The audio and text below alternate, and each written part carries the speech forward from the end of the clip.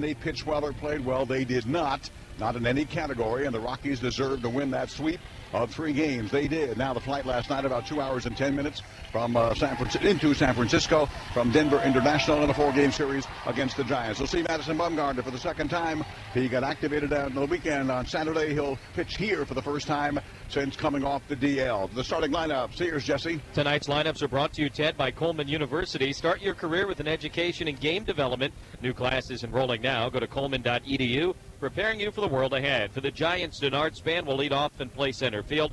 Eduardo Nunez bats second, plays third base. First baseman Brandon Belt batting third. Buster Posey will clean up and do the catching. Brandon Crawford batting fifth at shortstop. Right fielder Hunter Pence will bat sixth. Joe Panik bats seventh and plays second base. Number 8 hitter will be the left fielder Corquez Hernandez, and the pitcher Bumgarner will bat ninth. We'll take a short break. When we come back, we'll give you the Padre lineup against Madison Bumgarner, and we'll have the first pitch of tonight's game. Padres and Giants. First to 4 coming up from AT&T Park. This is the FM 94.9 Padres Radio Network. Will bat seventh and play third base. The catcher Luis Torrens will hit eighth, and the pitcher Jolice Chassin will bat ninth. Those are the Coleman University starting lineups. Well, they're all fired up here in San Francisco. Bumgarner on the mound in a game here for the first time since April 13th. As Ted said, his second start since coming off the disabled list. The first was Saturday night at Petco. He did not factor into the decision. The Padres won that game on Hector Sanchez walk-off home run in the bottom half of inning number 9. Same pitching matchup, though, then as now, and we'll say that probably a couple times in the next couple of days, Chassin and Bumgarner. Bumgarner, by the way, was all fired up and excited to get out to the mound, do his warm-up tosses and all of that. In fact, he was so excited that he came out very, very early, and he's been now standing on the mound for about 2 minutes, and we're waiting on the home plate umpire, Doug Eddings, who is waiting on the clock to go to 7:15 because that's the official time of the first pitch. It is still 7:14. Bumgarner literally just standing there. He's looking up at the clock. Eddings is looking up at the clock, and now it is 17, so we can, as they say, play ball. Ready to go. Here's the voice of the Padres, Ted Leitner. Hi, Jesse. Jose Peralta's back to the leadoff spot here. Nice little 7-game hitting streak for him also. Bumgarner's fastball is outside, ball 1. And as Padre fans know, just a terrific pitcher, great competitor, not a blazer. He doesn't do that 96, 97 stuff. Never has. Like Kershaw, but they don't need it. Outside again. Fastball, 90 mph as advertised. 2-0 to Perella. Then Caesar, then Myers.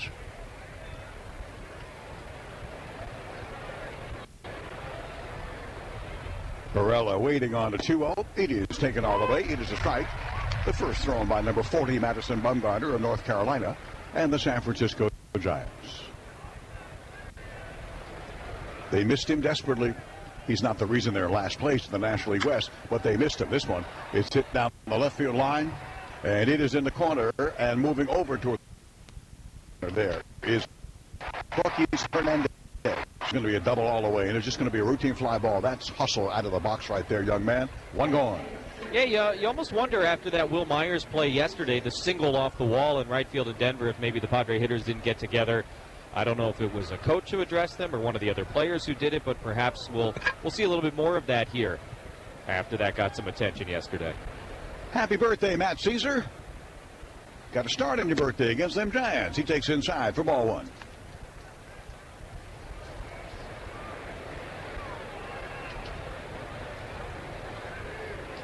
"28 years of age."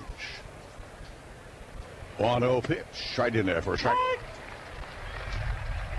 That's the slider, I do believe. It's 1-1, I do know for sure. Wind is blowing out to left about 10 miles an hour. It should affect the flight of well-hit fly balls pulled sharply to left. And Lester is 10 left center. This is pulled on the third base side. And a foul ball behind Mr. Hoffman there at third base. 12 years a Padre third base coach. And I am blowing smoke because I love the Hoffman family, including him. This is as good a third base coach as I've ever seen in baseball. You can count his yearly, season-long mistakes on maybe, 2 fingers. Uncanny. Johnny Washington, first-year man at first base. Breaking ball inside. That's a curveball right there. That's 2-2. Oil tankers? Sure. 3. Anchored. Way out yonder. Not moving. It kind of spoils the symmetry of the beautiful water, but commerce is what it is. 2-2. Chase the fastball outside. chased the ball literally 2 feet out of the zone. So Matt strikes out, 2 gone, no score in the ball game. Here's Will Myers. As Jesse was referring to that play yesterday. See, I've mellowed, Jess. I've really mellowed. I've always been a big mouth and opinionated and a critic and all that stuff. And in my younger days, with a guy like, hitting a high fly ball and standing there literally at home plate watching it arc to right field for 7-8 seconds, I didn't say anything. I showed patience in the latter stages of my life and career. Curveball in there for a strike called. But it was egregious. It was egregious. And he should have been at second base, and he knew it, and he wasn't. The ball went off the wall for a long single, but it should have been a double. This is going to be into left field and toward the line again. Hernandez with a running one-hand grab. Hit it well right at somebody. It's a 1-2-3 fly ball, strikeout fly ball for Madison Bumgarner in his turn here. San Francisco fans all excited, and they should be, as the Padres did well against him Saturday, eventually won the game. We'll see about today as the Giants are coming to bat. FM 94.9, Padres Radio Network. Hi, this is Tony Gwynn Jr., and I'm here to tell you about my favorite casino, Valley View Casino and Hotel. Valley View Casino is the best place to stay cool this summer while you play San Diego's hottest slots. Plus, when you join the Players Club at the coolest casino I know, you can earn up to $100 cash and 2 free buffets. You also receive a certificate for a free 12-pack of New York Seltzer sparkling water, just for joining the Players Club today. Membership is free, so head up to Valley View to see why they're my favorite casino. Learn more at valleyviewcasino.com. Your Toyota dealer's got what... We bring you so close to the game, you'll need a glove. FM 94.9, Padres Radio. Leadoff man for the San Francisco Giants, Houston Dart Span. Followed by Nunez and Belt. No score.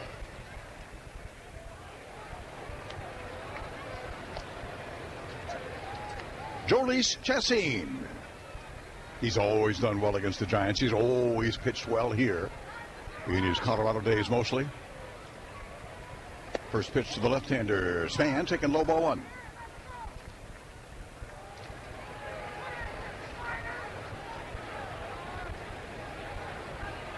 .340 career against the Giants. A lot of starts, too, obviously, with a National League West matchup there. Giants and Colorado. Fastball for a strike called. 1-1.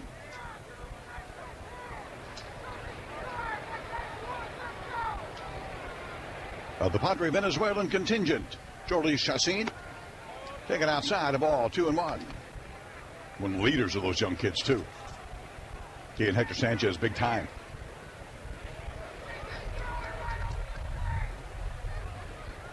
Span hit one yesterday against Cleveland.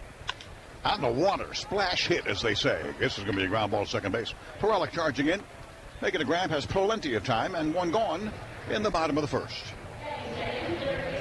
A quick first inning would be very, very welcome for Jhoulys Chacin. The other night against the Giants, he ends up going 6 innings. He allowed 3 runs on 6 hits.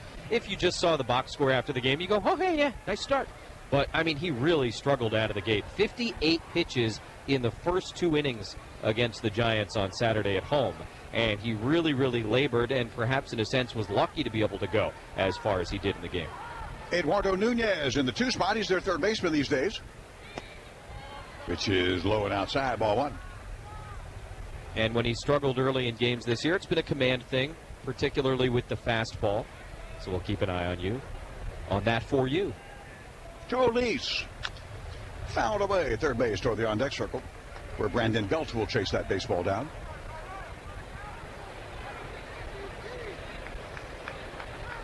AT&T Park. The ballparks here in this area, Seals Stadium. Then Candlestick, beginning in 1958, or when they came here in 58, they played in Seals. Then they built Candlestick. Fastball foul back out of play. 1-2. And this place in 2000. And they have been packing them in all the time. That sellout streak ended Monday against Cleveland at 555 consecutive sellouts, including the postseason and the regular season, as a long one. Longest of all time in the National League, by the way. But it's over. Inside the ball. 2-2. Longest streak was the Red Sox at 700-something years ago. during their remarkable run of those 3 championships, 4, 7, 13. It's a ground ball. Nice job, Jorlees. Grabbed at first base by Will Myers. He'll go to the bag. 3 unassisted, 2 gone. This close to a clean getaway, Jorlees. And a 1-2-3 inning. That's it. 34 pitches on Saturday in the first. 24 in the second. That's what we're talking about. Today? 9. Thank you. So far, like you said. Dodgers have given up 80 runs. 80 in the first innings of games, including those 3 yesterday in Denver. Fastball, strike call. To the left-handed first baseman, Brandon Belt. Got hurt in San Diego and that missed 2 games with that wrist.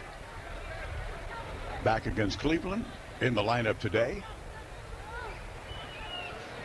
0-1 on the way. He bunts third base, trying to beat the shift. Jorlees is right on it. Third baseline about 15 feet away with a bare hand grab and the throw. Nicely done, Jorlees. 3 ground ball outs, just like that. 1, 2, 3. After 1, no score in San Francisco. FM 94.9, Padres Radio Network. At U.S. Bank, it's $200 season. Open a new consumer checking package and complete qualifying activities to earn $200, which means a little extra gas in the car for family road trip season. Visit usbank.com/offer season for full offer details and to request a promotion code. U.S. Bank, the power of... In the celebration, visit SDHondaDealers.com. See the Padres in style. Win a trip for 2 to Arizona to see the Padres take on the Diamondbacks in September. Package includes a 4-season Scottsdale. Sign up to win to the contest page at PadresRadio.com. You're listening to the new home for the San Diego Padres. FM 94.9 Padres Radio. Top of the second and scoreless. Jabari Blash will lead off here. Nice little career high 6-game hitting streak for the big fella from the Virgin Islands. Followed by Renfro, big fella from Mississippi. And Eric Ibar, not such a big fella. Breaking ball outside by a big fella. Madison Bumgarner of the Giants. Went for a dirt bike ride on an off day in Denver. Fell off. Oh, man. I bet Boach was happy. I wish I was in Boach's office. I would have given anything. Outside the ball, 2-0. Hey, Boach, got to talk to you. Sure, come on. Mummy just fell off his bike, and he's out for 3 months. I can hear Boats now. The 2-0, high fly ball, well hit. Deep right center field, but that's the deepest part of the ballpark at 421. It'll be off the base of the wall, literally to the left of that sign at 421. Oh, Jabari, big fella. Keep on hacking. 7-game hitting streak, leadoff, stand-up double. Well, you know, he did something well again because he just got the Bumgarner stare down.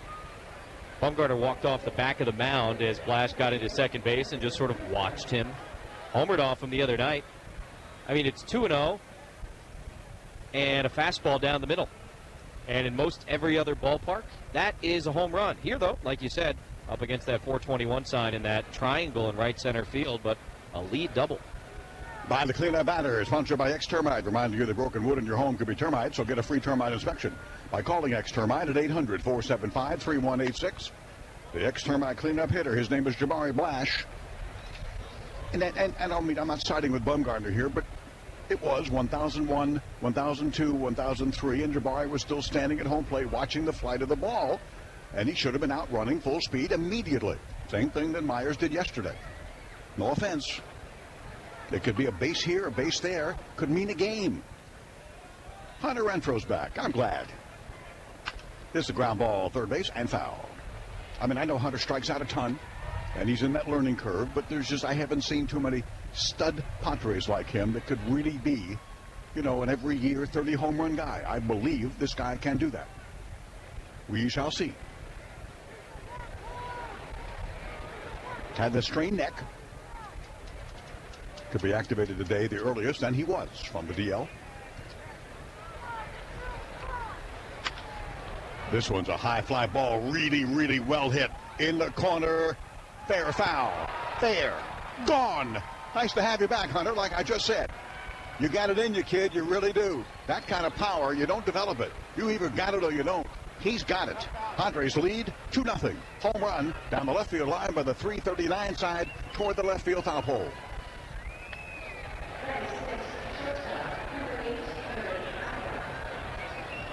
Trip around the diamond sponsored by Daniels Jewelers. For every Padres home run, the Daniels Jewelers family donates $1,000 in jewelry value to children's charities like Make-A-Wish San Diego.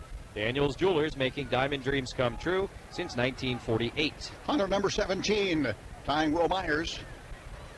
Club leadership. First pitch, Ibar. High fly ball, shallow center. Second baseman out, calling off. Center fielder Span will come in. They'll all peel away. He'll call and take it. Out number one after double home run here in the second inning. Second inning of Padres baseball is brought to you by Sinley Food Wholesale. Chicken you'll cross the road for. This has been a fun 3 minutes here. I've enjoyed myself very much. A couple of really hard hit balls. Myers home run number 17 on Tuesday in Denver. Now number 17 for Hunter here. Hung a breaking ball, got away with it. Spangenberg fouls it on back right below us here. I was ready. Close as we get a ball in a long time. Very close. Maybe 3 rows in front of us? Sure. Half a section over to the left. This is where the vendors come by. The stands are so high in what would be the terrace, but not even, you can't reach it there. You can reach out, and the vendors come by. You can take their stuff. I've been thinking about it for years. Found out to play third base side, especially the cotton candy guy, that long stick, Yeah. and the stick brings the cotton candy right to our hands. It Yank, is. yank. I said this in April, and it is my goal sometime over the next 3 days. I'm thinking Saturday day game here. I am going to get you cotton candy from the guy who walks by. Spangenberg takes a fastball up and in. It's a dare. It's a dare. Remember that Seinfeld? No, I'm going to pay for it. I'm not going to steal it off the guy's thing. The Seinfeld in the Chinese restaurant where they'll tell Elaine, give you $50 if you go past those table and eat an egg roll right off their plate. Spangenberg, swing, got fooled. On a change, I believe, strike 3, I know for sure. 2 gone and 2-0 Padres. Here's Luis Torrens.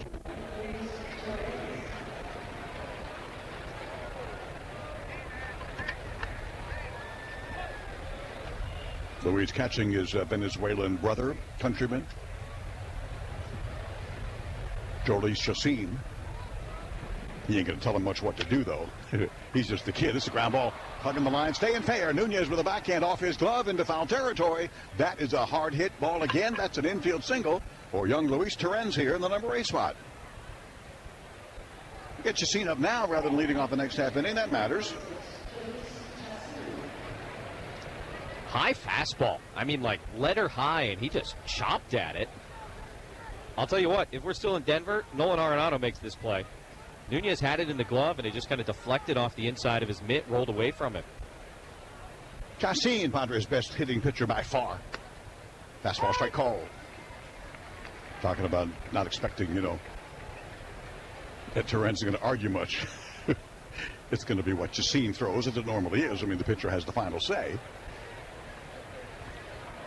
This is a ground ball sharply. Nice stop by Nunez to his left at third. Up and throws. At the bat, they taking base hit. Nunez can play. That's where the teams are asking the Giants about him. He is very much on the block. As the Giants know they're not going anywhere this year, Nunez may be going. We'll find out. He makes the play. It's 5-3. But my Padres start out double blast to the wall in right center. Hunter Renfroe over the wall in left field. After an inning and a half, Padres by 2-0. FM 94.9. Padres Radio Network. Hi, this is Tony Gwynn Jr., and I'm here to tell you about my favorite casino, Valley View Casino and Hotel. Valley View Casino is the best place to stay cool this summer while you play. Missing, decaying, or broken teeth or uncomfortable dentures? The dental implant team at Permadontics can help. Summer is just around the corner, and now is a great time to get ready for all those reunions and backyard barbecues. All 162 games of Padres baseball are right here. FM 94.9 Padres Radio.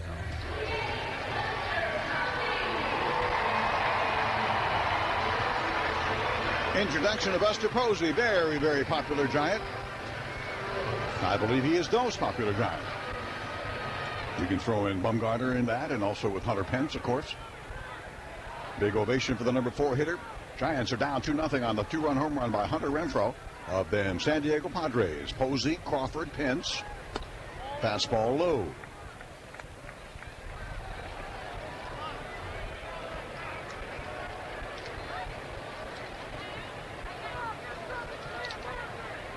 Chassin Breaking ball. There's the good slider. Strike call.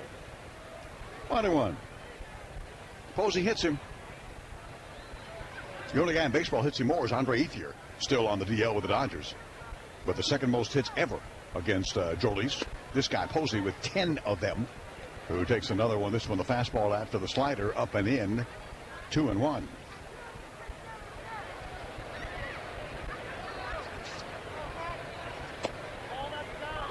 Taking. Another fastball. Missing.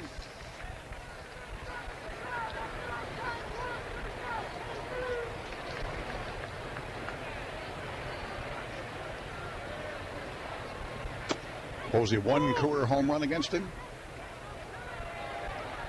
He hits him well. Crawford hits him well. And Crawford is on deck. Taking a strike. Full count. Posey, a 6-game hitting streak. And a ground ball to the shortstop, Ibar. And a grab and throw and out by a mile at first base. First 4 in a row. Retired by Jolice Chassin. The Magic can win a trip to go on the road with the Padres in September and see them play the Phoenix against them Diamondbacks. A weekend of baseball, including a 3-night stay at the luxurious Four Seasons Resort Scottsdale and True North. Sign up at the Padres contest page at padresradio.com.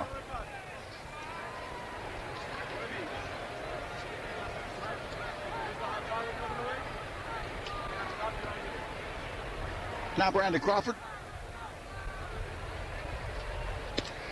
First pitch fastball, strike call. Mention Posey has 10 career hits against him. Crawford has 9. Third most of any active player in the league. But no home run. So there. Delivering. Swing and a miss. I thought it was the curve, not the slider. Could be wrong.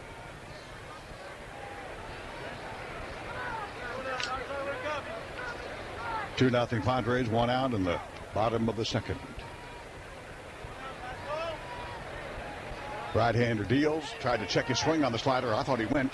He went. Oh, yeah. Strike 3. 2 gone. 5 in a row. Retired by the slow starting, usually, Jolice Chassin. Ain't slow today.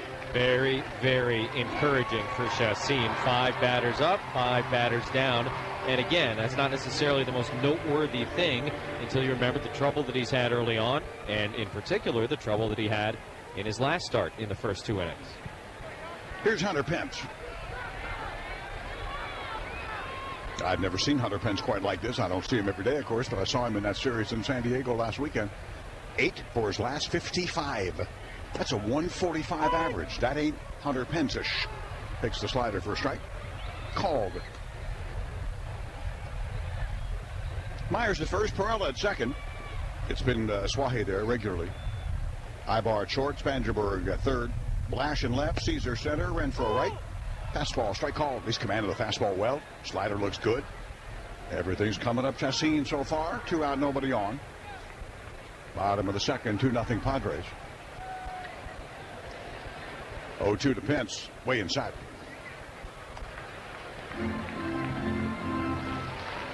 Jose Aguasil, first base coach, first year of the program at the major league level. Our friend Phil Nevin, a Padres slugger of note in his career, the third base coach, reunited with Bruce Bochy. The 1-2 fastball, foul back.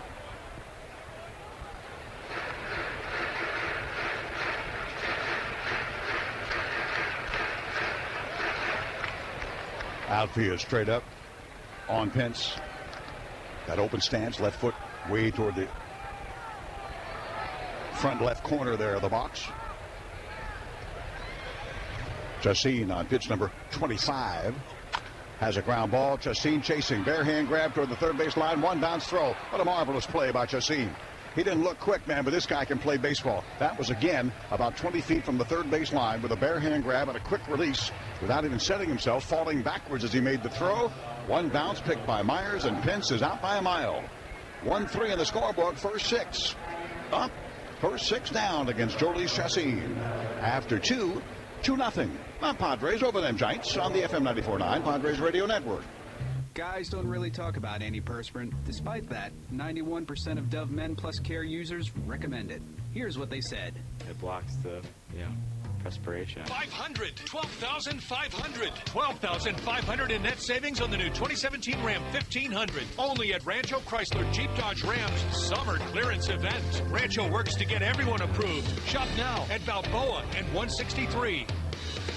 RanchoJeep.com. 42,545 MSRP. Rancho discount 6,363. Manufacturing rate 6,363. Net price 29,932. On approved credit. One at this price. VIN HS5 10085. Offer at 7/31/17. For years, people have asked me about the UFCW Local 135 because I speak for them. 49 Padres Radio. Jose Perella is taking ball one. Here's Jesse in the third. 1 ball and no strikes, and he swings here to pitch from Bumgarner and hits it in the air foul right side. Belt the first baseman near the camera well, runs out of room. And it's about 3 rows back in the seats. 1-1 to Perella. As for the score of the ball game, it is 2-0 Padres here in the top of the third. Hunter Renfroe, a 2-run homer last inning against Madison Bumgarner. Bumgarner started at Petco on Saturday night, allowed 3 runs on 4 hits in 7 innings. He allowed 2 home runs, one to Jabari Blash and the other to Matt Caesar. Tonight, Renfroe got it. 1-1 to Perella is outside, and it's 2 balls and a strike from the big left-hander. Ted, of course, was talking about the dirt bike incident back on April 20th in Denver. This is his first start here since mid-April. 2-1 pitch is again outside. 3-1 to Perella. Bumgarner himself 0-3 this year, though that obviously doesn't tell the full story. The ERA is barely over 3. That said, the Giants have lost all 5 of his starts this year. That's unusual. Here's the 3-1 to Perella. Big swing and a fly ball straight away center field. Span a little bit over towards right. He's there, though, waiting, making the catch. And Perella has now flown out twice. 1 down in the top of the third. This Padres game is made possible by Eco Water, the final barrier of protection for your home and business. 1 out, base is empty for the birthday boy, Matt Caesar. Mentioned a few moments ago that he homered against Bumgarner Saturday night. It was a solo shot. He also had a single and a walk. Aboard all 3 times he came to the plate against Mad Bum. Takes down and in here, 1 ball and no strikes. Bumgarner struck him out back in the first inning. So tonight he's 0 for 1. Saturday, though, he talked about how much he enjoys facing Bumgarner. 1-0 pitch is fouled in the air, back behind home plate. And I don't think he meant just because he had had a good night against him. He was just talking generally about it's a fun challenge, and it's quite a perspective. You don't hear a lot of guys say, yeah, I really enjoy facing this guy. But Caesar does. Been swinging a good bat lately, and he hits this one in the air foul, again back behind home plate. Still a ball and 2 strikes. Starting in center field tonight, if you missed the news, Manuel Margot on the paternity list, so congratulations to Manuel. Baby was born back in San Diego, and the report we got is that all is good with Diamond Manuel Margot, baby boy. Swing and a miss by Caesar on a breaking ball down and in. He has struck out twice tonight, and now 2 outs and the base is empty here in the third. So Caesar got Bumgarner 3 times on Saturday, but now 2 strikeouts against him here tonight. And with 2 outs, base is empty, it'll be Will Myers. Will just 5 for 35 against Bumgarner coming in. Now 5 for 36 after he flew out to left field his first time up. Waits on the first pitch, hard hit, caught at third base by Eduardo Nunez. Down to a knee towards the line, and he caught it just before it hit the dirt. A 1-2-3 third inning for Madison Bumgarner. We'll go to the bottom half. Inning number 3. Padres lead the Giants 2-0. This is the FM 94.9 Padres Radio Network. Hi, this is Tony Gwynn Jr., and I'm here to tell you about my favorite casino, Valley View Casino and Hotel. 17, September 9th, Oceanside Pier Amphitheater. Starring Portugal the Man. Every pitch, every inning, every game. FM 94.9 Padres Radio. Bottom of the third inning at AT&T Park in San Francisco, and decidedly different baseball than we saw each of the last 3 days in Denver. Padres have a 2-0 lead, and the bottom third of the Giant batting order coming up against Jhoulys Chacín, who has been 6 up and 6 down so far. Chacín, as we talked about, really kind of labored through the first 2 innings against the Giants on Saturday night at Petco. Not the case here tonight. And the first pitch to the number 7 hitter, Joe Panik, left-handed batter, misses high and outside. 1 ball and no strikes. 58 pitches in the first 2 innings the other day for Chacín, 25 tonight, and he has been perfect so far. 1-0 is down and away. 2 balls and no strikes to Panic. But a Giant second baseman hit a home run off Chassin in that game. Back in the 6th inning, that tied it at 3, and that would be the score until Hector Sanchez hit the walk-off 2-run homer. Panic batting .274, 6 homers, 29 RBIs on the year. And he takes on 2-0. Fastball pretty much down the middle for a called strike, 2-1. 2-2 is on the inside corner, and strike 3 called. Fastball top of the zone. And 2 strikeouts now for Chassin, 1 away in the bottom of the 3rd. I mean, he looks locked in right now out on the mound. Perfect pitch. Punches out Panic. Now the number 8 hitter, the left fielder, Gorkys Hernandez. Hernandez batting .236 on the season. No homers, 13 RBIs. Saturday and Sunday at Petco, he combined to go 0 for 7 after his first career 4-hit game on Friday night. Remember, Ted, you said that is baseball in a nutshell. Exactly right. He takes a first pitch slider for a strike, 0-1. Jolis has a 2-0 lead thanks to the Renfroe homer.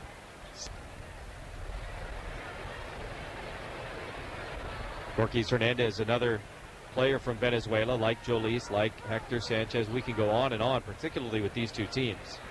2-2 pitch is grounded. Third base, Spangenberg comes in, even with the bag. Has it, throws one-footed over to first base. That is a routine ground ball out for the second out here in the 3rd. Merry Christmas from my Padres to you. Christmas in July. Petco on the 25th. Attention, New Yorkers. The New York Mets are coming to town on that 25th. The Tuesday game at 7:10. All fans who purchase the special ticket package receive an ugly sweater-themed Padre hat. You know, Christmas. Padre tickets start under $20 at Padres.com/Christmas. Bumgarner bats right-handed despite the fact that he's a left-handed pitcher, and he swings at the first pitch and chops it over towards the Giant dugout on the third base side. He has 16 in his life at this level. Swing and a miss here, though, and he is disposed of quite quickly by Chassin, who has put the Giants 9 up and 9 down through 3. We'll go to the 4th. Padres on top, 2-0. This is the FM 94.9 Padres Radio Network. Shop GTM stores in Lemon Grove, Santee, and Otay Mesa, and discover bargains on thousands of brand name home, office, and personal items at savings of up to 70% below other retailers. For coupons, directions, and more, go to GTM Store San Diego or visit KearneyMesaSubaru.com. San Diego Padres baseball on FM 94.9 Padres Radio. Good, crisp baseball, and on top of that, Padres have a 2-0 lead here in San Francisco, starting the 4th inning with Blash, Renfroe, and Ibar coming up against Madison Bumgarner. Jabari got the run-scoring rally started back in the 2nd inning. A long double out to the 421 side in right center field here at AT&T Park. Next guy up, Hunter Renfroe. 3rd pitch he saw coming back from the disabled list, 2-run homer. First pitch inside to Jabari, as the fastball ran in on the hands, 1-0. Mentioned earlier, Blash homered against Bumgarner on Saturday at Petco Park. A hard-hit double against him here. He got a little bit of the Bumgarner stare down afterwards. 1-0 pitch on the way, and that one's hit on the ground. Third base should be routine for Nunez. Throws across the diamond. A little bit low, but handled by Brandon Belt. Blash out, and 1 away in the top of the 4th as we pause 10 seconds for station identification on the FM 94.9 Padres Radio Network. KCT San Diego. Download the FM 94.9 app. Did he get it? For commercial-free music during all Padres games. He got it! Go to FM949SD.com for details. At AT&T Park in San Francisco, Padres lead the Giants 2-0. 1 out, and the bases empty in the top of the 4th, and Hunter Renfroe at the plate. 2-run homer his first time. And he takes outside from Bumgarner, 1-0. With Ted Leitner, our producer engineer Dave Marcus, I'm Jesse Agler. Just a beautiful evening here by McCovey Cove. Game time temperature 64 degrees. 1-0 pitch is chop foul over the Giant dugout on the left side. 1-1. Played a day game in Denver yesterday, and the game time temperature at Coors Field was 92. We're spoiled Southern Californians. We'll take this over that any day of the week. Renfroe waiting. Bumgarner into the wide, and the 1-1 pitch is hit hard, but right at Nunez. Third baseman down to a knee, throws from his knee, and gets him. Boy, it sure looked like Nunez was going to be able to get up and make the throw across the diamond there, and for whatever reason he decided to throw from his knees. Didn't have much on it, but able to make the play, and back-to-back ground balls to third base for the first 2 outs here in the fourth. MLB.com at Bat is your #1 mobile app for live Padres baseball. Stay connected with a fully customizable experience. Get Padres home screen icons and app features, as well as game day live game video highlights, radio broadcasts, StatCast news, and more. Download MLB.com at Bat today. Eric Ibar up for the second time. Switch hitting shortstop takes a strike from Bumgarner. 0-1.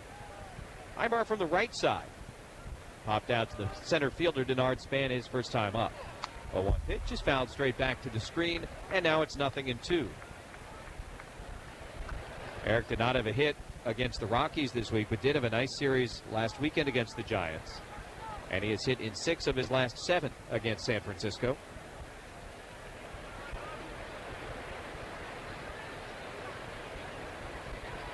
Bumgarner ready to go on 0-2, and the pitch to Ibar is popped up, foul ground right side. Belt over towards the stands, and he'll run out of room. So Ibar stays alive. Padre fan made that catch in the first row. Kid in a blue Padre jersey. Still 0-2 on Ibar. Padres in the gray tops, gray pants. Giants in the traditional home whites, kind of a cream color. 0-2 with 2 outs. Bumgarner set, and the pitch to Ibar is hung and lined right back up the middle for a base hit. On 0-2, Eric Ibar returns to sender. Bumgarner kind of stuck the glove out, but unable to make the play. And that breaking ball didn't break nearly as much as I'm sure Bumgarner wanted it to. And with 2 outs, a runner on first base for Corey Spangenberg, who hit a 3-run homer yesterday against the Rockies. Spangenberg has hit in 4 straight games. That goes back to the huge game he had on Sunday against the Giants at Petco. He tripled and scored in the first inning and then hit the 3-run homer in the third. 2 3-run homers in the last week for Spangenberg. Ibar going, pitch inside, Posey's throw, not in time. Stolen base for Eric Ibar, his 8th in 10 attempts. So now a man in scoring position for Corey Spangenberg. And he's ahead in the count, 1-0. Boy, Ibar did not have a very big lead over there, but he got a good read on Bumgarner. And just quick enough to get in past the tag of Brandon Crawford. Oh, they're going to challenge it. That took a while. Second base umpire making the call is the crew chief, Jeff Nelson. So it looks like he's going to be joined by first base umpire Laz Diaz on the headsets. They saw the replay on the big board. And he is out.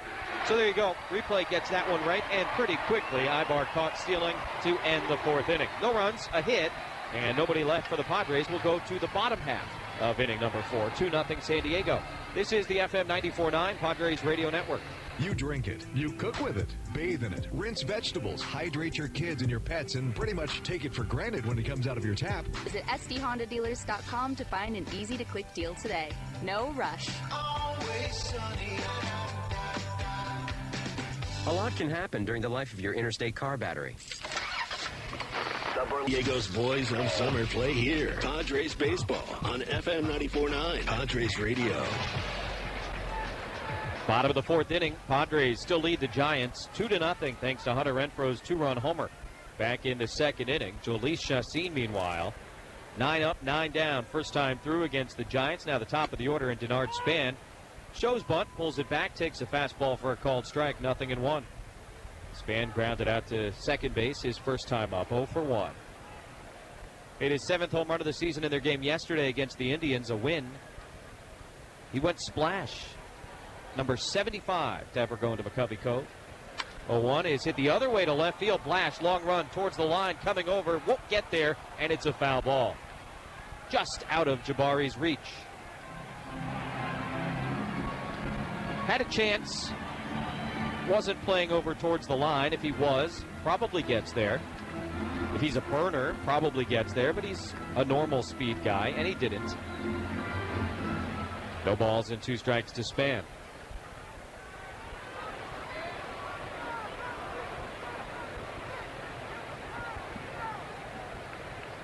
Span waiting, and the 0-2 pitch is golfed to right field. That is going to be down the line and fair into the corner. First base runner of the Giants going to be an extra base hit. Renfroe comes up throwing, though. Close at second. He's safe. Boy, Hunter Renfroe was only gone for a week and a half, and you almost forget how incredible that arm is. He was standing at the foul pole, and he delivered a strike to second base. Span, though, does get in ahead of the throw, and a leadoff double here in the fourth inning. I mean, that ball winds up about a yard away from the bag. It's unbelievable. That just is absurd. Absurd. I mean, the tag was late, and it was dropped anyway, but they had no business with a play that close on the guy that can run. Hunter, what an arm, man. Nice gun. He's legitimately standing right by the foul pole. He just picked it up, spun through, and, I mean... It bounced. When it hit the dirt, it bounced too high. Had it skipped, it would have been right on the bag. Incredible. Absurd. As it is, a double for Span. He's there, nobody out. Number 2 batter is Eduardo Nunez. Grounded to first, back in the first, and he takes low and outside. Fastball misses from Chacin, 1-0. It's incredible to watch him throw the ball out there. Like, that's a double, you think 100 times out of 100 just where it landed. And he nearly threw the guy out. Ball and no strikes. Nunez takes. There's a fastball for a strike. Bottom of the zone, outside part of the plate. Evens it up, 1-1. So Span had the splash homer yesterday into McCovey Cove and a double here. Mentioned it was the 75th to go into the water on the fly. 35 of those belong to Barry Bonds. Foul ball down the right field line, out of play. Who? The man that built this place. That's just for you. Peter McGowan, I believe, was the man that his ownership group. This was all private. That ownership group got no public monies, and they built the ballpark. Yeah. It's got to be some heavy-duty debt service. Just paid it off. Amazing. This offseason. Way ahead of schedule. 1-2. Chopper over the mound. Ivar charges in at shortstop. This will advance the runner. Throws to first. Nunez is out. Span goes to third base with one away. That gets polite applause. They appreciate the so-called productive out. Brandon Belt coming to the plate. Padre baseball in a luxury suite. Hey, that's all right. That's a winner. You can enjoy a game in the Western Meadow Building suite for as low as $2,500, which includes 20 tickets, food, beverage, parking passes. Book a suite by tomorrow. Receive an autographed item. Book today at Padres.com/groups. Here's Brandon Belt, and with a runner on third, one out, the Padres will not shift against him. They always do on the infield. And he takes the first pitch slider for a called strike, 0-1. Belt tried to bunt his way aboard against the shift back in the first inning, and Chacin made a great defensive play to field the ball and throw him out. No balls, one strike. And Chacin's pitch here is taken high and outside. That bunt attempt back in the first inning came on an 0-1 count. And it's funny because last weekend when the Giants were in San Diego, Andy Green talked about how just recently Belt has become a guy who will try to bunt on 0-1. He used to never do it, but recently he has. 1-1 pitch is in the air, foul back behind the third base dugout. And it has completely changed the way they defend him, he said. Because previously, once he got a strike on him, you could move whatever infielder was on the left side all the way away because you knew he wasn't going to bunt. But lately, he has been trying to bunt on 0-1, as he did today, and so you have to keep an infielder over there. Chacin made none of that matter back in the first inning by jumping off the mound like a cat to make the play. 1-2 pitch is low. 2 balls and 2 strikes. I thought that was just one of those really neat intricacies of the game. We always talk about the shift and bunting against the shift, but those are the things that go into it. I mean, they had a spreadsheet or whatever somewhere that said, hey, once it goes to 0-1, this guy won't bunt. So they just moved the infielder away. Then he started to bunt. Now they got to move the infielder back. 2-2 with Span on third, 1 out. 2-0 Padres in the fourth. The pitch is on the inside corner and strike 3 call. Fourth strikeout of the day for Chacin. That's a big one with a runner on third base and just 1 away. Now 2 outs and Buster Posey coming to the plate. Filthy breaking ball. I see both the slider and the curve. That was the slider. And just right there above the knees to freeze Brandon Belt. So you got to pick your poison here. Posey is the batter. Maybe you don't want to work to him. Crawford is on deck.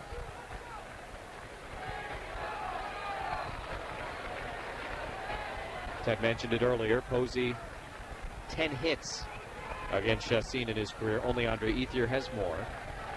And those 10 coming in 29 at-bats. That's like a 340-something, I think, batting average. Runner on third, 2 outs, and a fastball up and into Buster. 1 ball and no strikes. He did get Posey back to lead off the second inning. It was a routine ground ball to shortstop. Crawford has been better with runners in scoring position. You take your pick there in addition. Sure. Posey only 250. Their team about 260, about 30 points better as a team than the Padres. 1-0 pitch. Posey takes a fastball strike on the inside corner. The other thing is we say Posey's got 10 hits against Chassin. Crawford has 9. Yeah. Talk about picking the poison. It's a very slim margin to pick. But Posey scares me. He had the big hit for them yesterday. Pinch hit, 2-run double in the 8th inning that proved to be the difference in their win over the Indians. Pops this one up, foul, and going to be out of play. Midway down the right field line. 2 out, 2-run double in the 8th with the team behind. Was behind in the count, no balls, 2 strikes. He's coming off the bench, and he came through. There's a lot of commercials, too, doesn't he? Yes. Nationally, Posey's right up there with anybody. He has more than Mike Trout. Honestly, more than Bryce Harper. Good agent, I guess. Trout, for his part, has just said he doesn't want any part of any of that. Interesting, isn't it? And I get it. Great guy, gregarious, everybody loves him. It's not good for the sport, though. No question. It's just not. If you got a LeBron type, and you don't have too many of those in baseball, got to put them out there in the front window. 1-2 to Posey. Span off third, and the pitch is in the dirt. Nice sliding stop by the catcher, Terrence, to his right. 2 balls and 2 strikes. Cheat or whatever somewhere that said, hey, once it goes to 0-1, this guy won't bunt. So they just moved the infielder away. Then he started to bunt. Now they got to move the infielder back. 2-2 with Span on third, 1 out. 2-0 Padres in the 4th. The pitch is on the inside corner, and strike 3. Now full, 3 balls and 2 strikes. And again, with first base open, Posey knows it, Chassin knows it. Maybe not going to give him anything to hit. Intentionally, at least. Mistakes, of course, are made. Count now full, 3-2.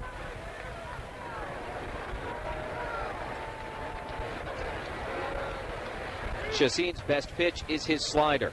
See what he does here. Payoff pitch is fouled straight back. That was a fastball at 96. That totally surprised me. Totally. And it was a pretty good pitch to hit. Got a lot of the plate. I thought for sure it's going to be a slider, low and away. If I walk him, I walk him, whatever. I'll put the guy at first base. But that challenging Posey, wow. He knows that the slider is my best pitch. He knows first base. You get like that reverse psychology go around and I know around that you know that I know that you know, so I'll do the other thing. Well, now another 3-2 because he fouled it off. This time, a fastball lined right to Will Myers, who makes the catch for the 3rd out of the inning. No runs, a leadoff double by Span, and he is stranded at third base. We've played 4. Padres still lead 2-0, and this is the FM 94.9 Padres Radio Network. If you're military, please pay attention. I'm Marine Corps veteran Ed Harris. Special with a gift from Daniels Jewelers. Pick from their exclusive diamond and watch collections, including G-Shock, Movado, Juicy Couture, and certified pre-owned Rolex, with gifts starting as low as $49.95. Plus, at Daniels, they offer guaranteed credit. You can apply online today at danielsjewelers.com. Use code San Diego for a free $50 gift card. Daniels makes your diamond dreams come true. Daniels Jewelers, making diamond dreams come true since 1948. 162 games, all right here. FM 94.9 Padres Radio. Very well played, entertaining game so far, well pitched as well. Madison Bumgarner has allowed 2 runs. Jolice Chassin has allowed only 1 hit through 4. That means as we start the 5th, it's 2-0 Padres, and here's Ted. Hi, Jessic. Spangenberg, first pitch swinging, ground ball, first base. Brandy Belt, a step away from the bag with the grab. On it, 3 unassisted. 1 pitch, 1 out.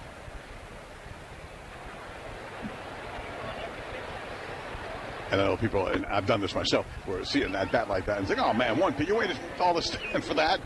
Swinging the first ball, that's not a good at bat. And, sometimes yes and sometimes no. Because many times they can show you the numbers these days. Well, it's not opinion. It's, okay, here's the numbers that a guy's what he's doing and putting the ball in play at the first pitch. And sometimes those averages are like 330, and it is a good idea. Doesn't seem that way at the time when he rolls over, in one pitch and one gone. But you got to look at the individual player, who you're facing, and a lot of other stuff. Luis Torrens takes outside for ball one.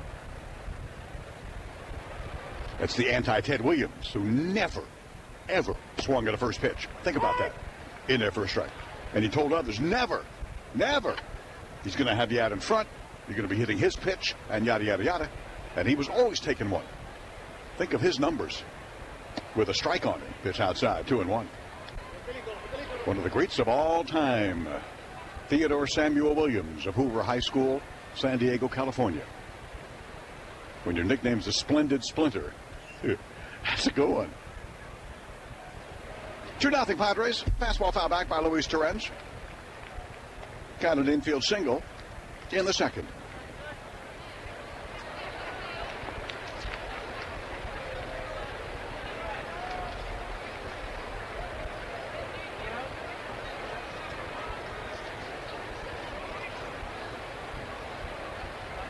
Dealing, Bumgarner. Swinging, Torrens. Pop up, foul. First base beyond the dugout and not in the reach of Brandon Belt.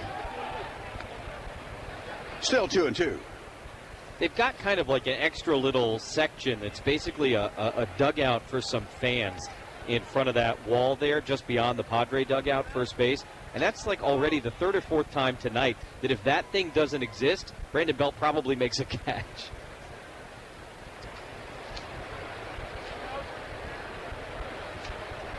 Bumgarner deals. That's a high fly ball, really well hit to left center, but it's a big outfield out there in left center, and there's the left fielder, Gorkis Hernandez, calling, catching. Hey, Luis, just a centimeter under that, or it might have gone even in this big old park right here. 2 outs for Chassin. Fifth inning of Padres baseball is made possible by Buffalo Wild Wings. Come to Buffalo Wild Wings for Boneless Thursdays. All white meat boneless wings spun in your favorite sauce. Every Thursday, they're on special, and they come with great beers and wall-to-wall TVs. Buffalo Wild Wings. Wings, beer, sports. Chassin grounded hard to the third baseman his first at-bat. Here, a swing and a miss in front of a changeup from Madison Bumgarner. Big fella. 6'5", 250. This lefty, 26 years of age. He'll have a birthday coming August 1. Yeah, same time each year. Uncanny. 0-1. High pop again. Shallow right field. First base back. Belt. He'll be called up by Panic with an easier angle. The second baseman backpedaling in short right.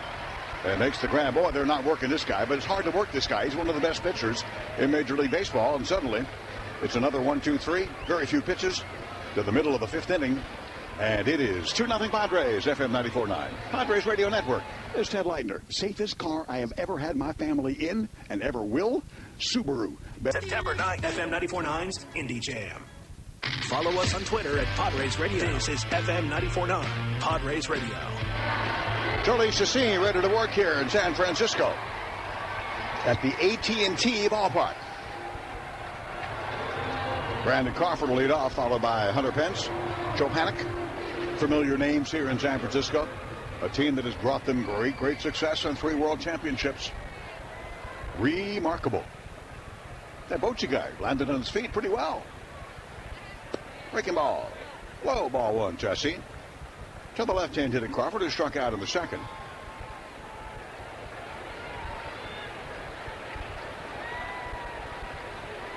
One-0 deal and a swing and a miss. He's got it all working. Solis, curve. Dominant slider. Good fastball. Good movement.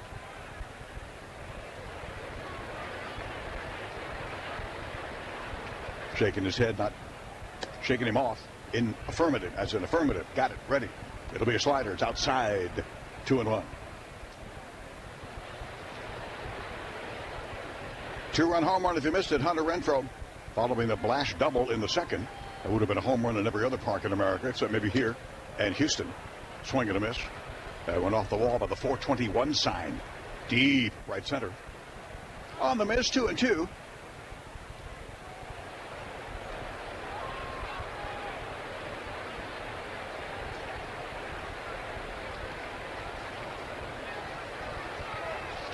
Brandon Crawford, a Bay Area guy, playing for the hometown team. It's outside, just missed on the fastball. Full count. Plenty of sunshine, plenty of light anyway. Not sunshine, but light. That big star up there. Here. Payoff on the 3-2. Line down the play, down the left field line. Over in the corner, no play for Jabari Blash, who's been in right field, of course. Now in left with Hunter Renfroe activated off the DL today and back in his normal right field position. It's a good thing that star's 93 million miles away instead of, much closer or much farther away. Lovely, lovely Goldilocks zone. Not too far, not too near. Or we wouldn't be here doing a baseball broadcast. This is a 3-2 line to left field. Jabari to his left. He's right there. He makes the one-hand grab. What a way. What was that conversation in the Kansas City broadcast the other day where our buddy Rex Hudler was mentioning that the moon was one of the planets. Not actually true, in fact. And then his partner said, no, it's not a planet, it's the moon. No, I thought it was one of the planets. Way to go, Hud. Way to go, kid. So astronomy is not your top subject. So what? Yeah. Here's Hunter Pence. Good thing to know, though, for all the kids out there. Yeah. Not a planet. Tassi deals. This is a ground ball under his legs, but right to second base. Backhand. Perella. Nice play with a throw across the body. On the charge in. 2 gone. Hunter Pence is the second out here in the 5th inning. That's a very nice play by Jose Perella. Deflected off of Chacin. And look, Perella is a second baseman, but he hasn't played a lot of second base for the Padres. Getting the opportunity to do that today. Just a day off for Carlos Isuaje, who's been run out there pretty much every night since he got back from AAA. And a fine defensive effort. Moon landing anniversary today. That's right. Not a planet. I was leading myself into it. Oh, sorry. And that first strike, I'm thinking, how can I get into the anniversary of the moon landing in '69? Oh, yeah. Hudler's comment. And then the sun going down 93 million miles, yada, yada, yada. Got it. Get into astronomy and working right in, and that's it. I jumped on top. I apologize. No. It's an amazing day. You and I were talking about it earlier. What a wonderful time for the country back then. The 1-1 pitch, ground ball, second base, Perella again. Nice backhand, nice throw across the body. This one low, and a backhand pick by Will Myers to get him at first base. Hey, boys, tight defense. You didn't play defense like that in Colorado, but you're really playing it right here today. And it's all about the starting pitcher. In the rhythm. Keep the defense in it. And Jolise Chacin, you are the man doing just that. 1, 2, 3. After 5. This one is the 5th inning and made possible by Buffalo Wild Wings. Weekdays from 11 a.m. to 2 p.m. Take advantage of the new 15-minute lunch guarantee at Buffalo Wild Wings. Wings, beer, sports. See restaurant for details. After 5, Padres 2-0. FM 94.9 Padres Radio Network. Stop. Or visit a Money Tree branch. We also offer check cashing, prepaid debit cards, and more. We've been helping customers for over 30 years. Stop by a branch today or visit MoneyTreeInc.com. Licensed by the Department of Business Oversight pursuant to the California Deferred Deposit Transaction Law to make consumer. You're listening to the new home for the San Diego Padres. FM 94.9 Padres Radio. Count as a strike on the leadoff guy. That leadoff guy is Jose Perella. He's batted 1, he's batted 4. You don't see that too often. Will Myers has done the same thing. Second one is a ball, 1-1. Got a bunt down third base, a dandy. Charging in Nunez, bare hand grab, throw. How did he get him? But he got him. What a terrific play by Eduardo Nunez. Off the bat, I'm thinking as far deep as you are at third, you can't get him. Glad I didn't say that. I would have looked even more stupid than usual because that was a fine play. Nunez can play at third base. Dropped the bunt down. He was deep. Makes the bare hand grab and throw. Out by a step. 2 pitches going gone. Here's Matt Caesar. Struck out twice on your birthday, Matt. That's unacceptable. Pitch outside, ball 1.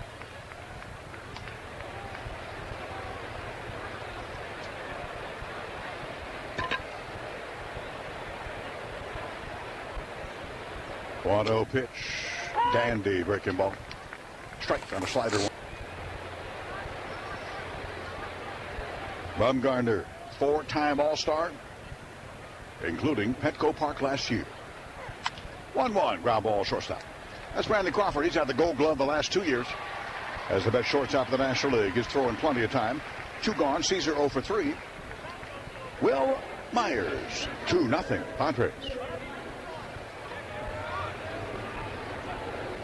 Yep, July 20, 1969. What an amazing. The whole NASA, their expertise, their dedication, their attitude. So much success. Until the shuttle never lost anybody in space. They were remarkable. Pitch is low. Remember Gene Kranz, the voice, the flight director, and his motto, failure is not an option. He used the Neil, look up at the moon on some, full moon, beautiful summer night, and think, my gosh, I was there. And he said, no. I thought, well, where am I going now? But he really was not emotional like that. He was very much an engineer, a scientist, and brilliant at it. The pitch to Will is outside. Fastball just missed.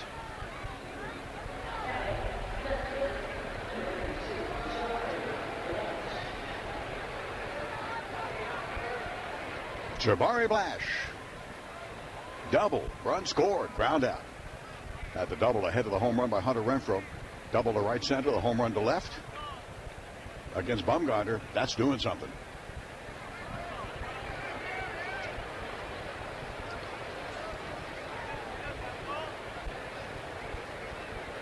Pitch on the way is low outside. It wasn't 477 like in Denver, but then this ain't Denver. But Jabaris aren't any of the type to just clear the wall. They go deep. Big fella.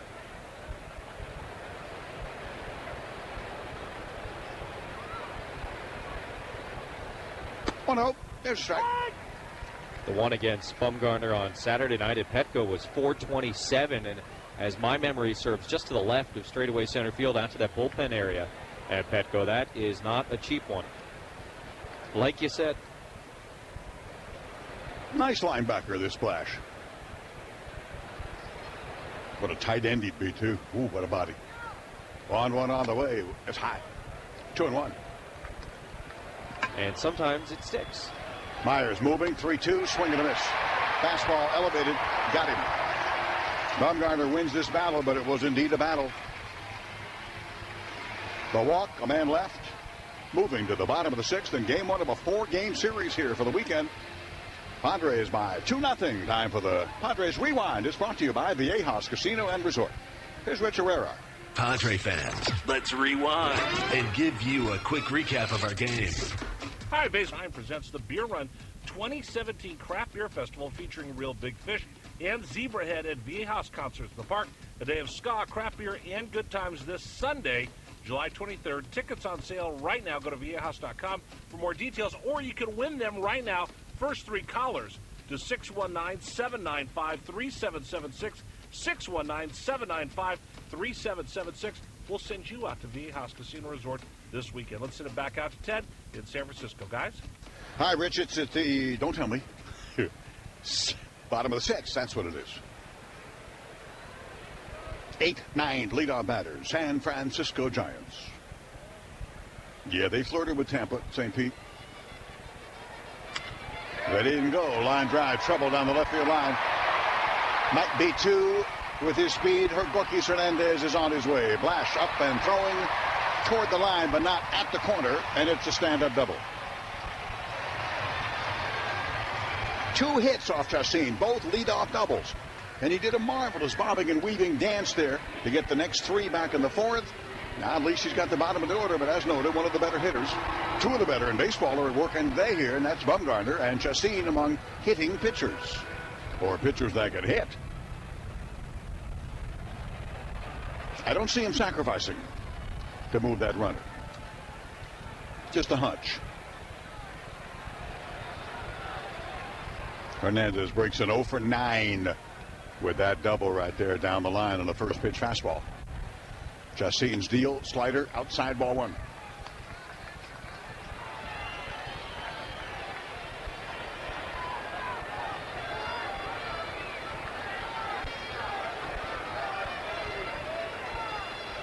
Here's Jolies. Gives another slider, swing and a miss. 1-1. And like you said, I mean, he's not a normal pitcher at the plate. So you're not just going to throw him a fastball and expect him to swing and miss at it. R-E-S-P-E-C-T. Aretha singing. 1-1. Breaking ball missed. Outside, 2-1. We were talking about the moon landing, and our old friend Gaylord Perry, Cy Young Award winner, San Diego Padres, 1978. Long, terrific career with the Giants. He won 2 Cy Youngs. The 2-1. Ground ball, third base, and foul. That would have been sweet. Would have had one away. Would have held the runner at second. Woulda, shoulda, coulda. And everybody tells that story today because of the anniversary when Gaylord was a terrible hitter. Couldn't hit. He was no Bumgarner. He was no Chacin. And his manager, the late great Alvin Dark, once said to him after he hit some home runs in batting practice, and Gaylord said, "I'm going to hit one in the game." Alvin said, "Hey, there'll be a man on the moon before you put one out of the ball yard. This one is to left field." Zabari coming on. He's there, calling, catching. And there's one away with holding at second base, Hernandez. 2-0 Padres. Here's Denard Span, the leadoff guy. Let the record show after that landing on whatever it was that afternoon. It was an afternoon time when Neil Armstrong first stepped foot on the moon. That night, Gaylord hit his first home run. Oh, my goodness. Alvin Dark was gone. He was no longer the manager, but his words were ringing in everybody's ears. It's unbelievable. There'll be a man on the moon before you can ever hit a home run. And there was. You can't make it up, man. Span is 1 for 2. He got the other double as noted back in the 4th. Pitch, Chacin, big fastball. Fought it off up in the terrace. Second level, third base. Bottom of the 6th. Game 1. Same time tomorrow, then day games. 1 o'clock jobs, Saturday and Sunday. And the boys are coming home. You New Yorkers, and you know who we are. A 4-game series with the New York Mets. Starts the homestand. Monday. 0-1. Trouble. Line to the right field. That's a run. That's a base hit. Big bounce for Renfroe. Hunter coming up, throwing strong, but way up the third baseline. Great job by Chacin backing up. Well, it would have been an extra base for sure. Span. RBI single, taking second on the throw home, which was ill-advised because they never had a shot, even with an arm like Hunter. But it's always, as we mentioned, easy to get that angle and see that up here. It ain't so easy down there on the field. I understand.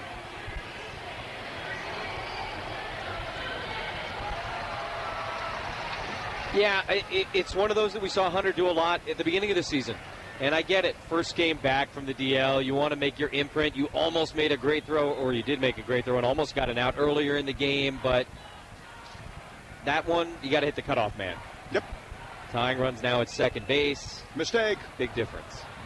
23rd run batted in for Span. A multi-hit game for him. Here's Eduardo Nunez. Good contact hitter. Tough out. Slider. Strike call. Chacin stuff is carried consistently through the entire ballgame. Into inning number 6. The Dodgers are behind the Braves. What do you know? Dodgers winning 11 straight, but the Braves have them 6-1 in the 4th inning in L.A. Chacin pitch number 80. Lined over the shortstop from the leap club. Ivar, no chance at all.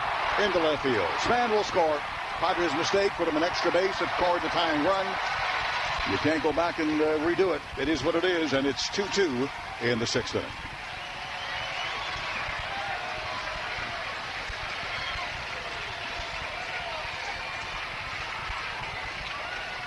Nunez, RBI single. He had that streak, remember, getting on base 33 consecutive times by hit or walk. And that ended, it went through the Sunday game against the Padres, ended here Monday against Cleveland. Here's Brandon Belt. That'll activate the Padre bullpen. And Ryan Buchter, well, leaving the bench. There's no bullpen seating area. They just get out of the bench and run down that right field line. Like it was at Petco the first year for the visiting bullpen.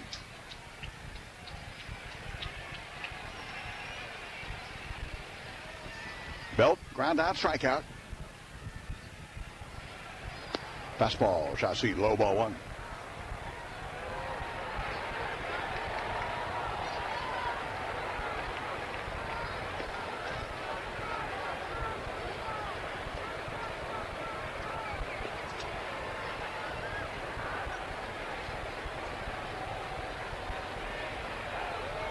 Here's chassis and slider. You call a balk. No pitch. It's no pitch. Plate umpire Doug Eddings, veteran, called a balk.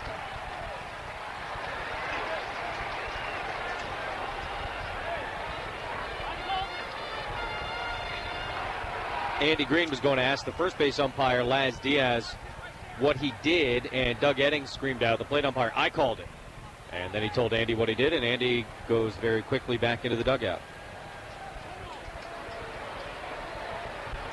I sure didn't see it, did you? No. I saw the replay, and he's coming down with his glove, you know, kind of shaking his glove as they come with the ball in the glove in front of the face. I didn't see anything but that. I saw no false move to deceive the runner. I don't know. The 1-0 is high to Belt. 2-0. In a 2-2 game. Padre lead from the second on the Renfroe 2-run home run here to the sixth. First balk of the year for Chassin, but the 9th committed by Padre pitching. Padres have only had a runner balked over themselves once this season. 2-0. Slider outside. Got first base open. You got a right-hander next, but it's Buster Posey. It's not like he's looking to get around, you know, just of the left-hander.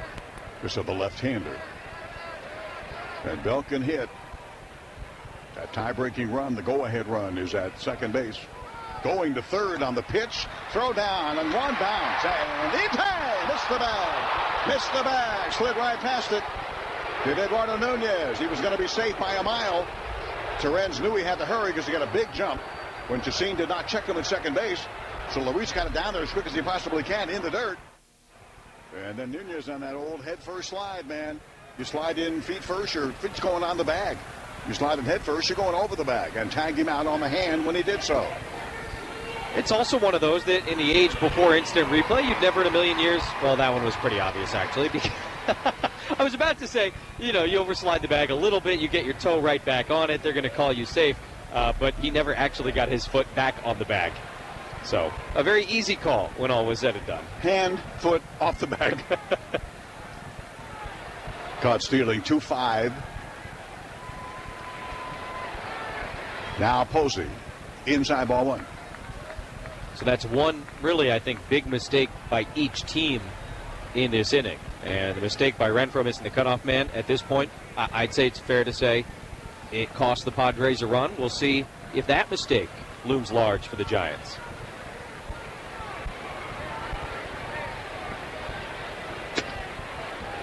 That go-ahead run is out of there. Boy, that's a mistake. Unless you've got third base in your hip pocket and you're already in scoring position, you do not try to steal third, period. He did. Padres thank him very much. Fastball strike called to Buster Posey. It's 1-1.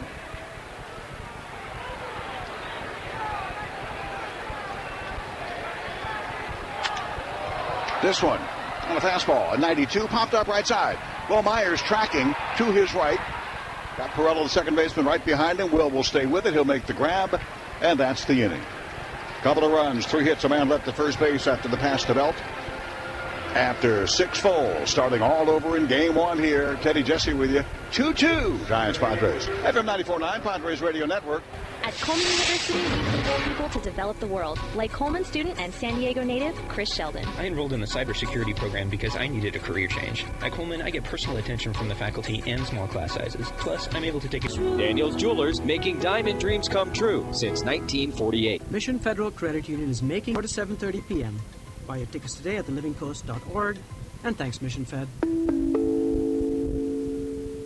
Smooth Jazz. KIFM presents Jazz Under the Stars. Sponsored by Payne Pestman. On Twitter at Padres Radio. FM 94.9 Padres Radio.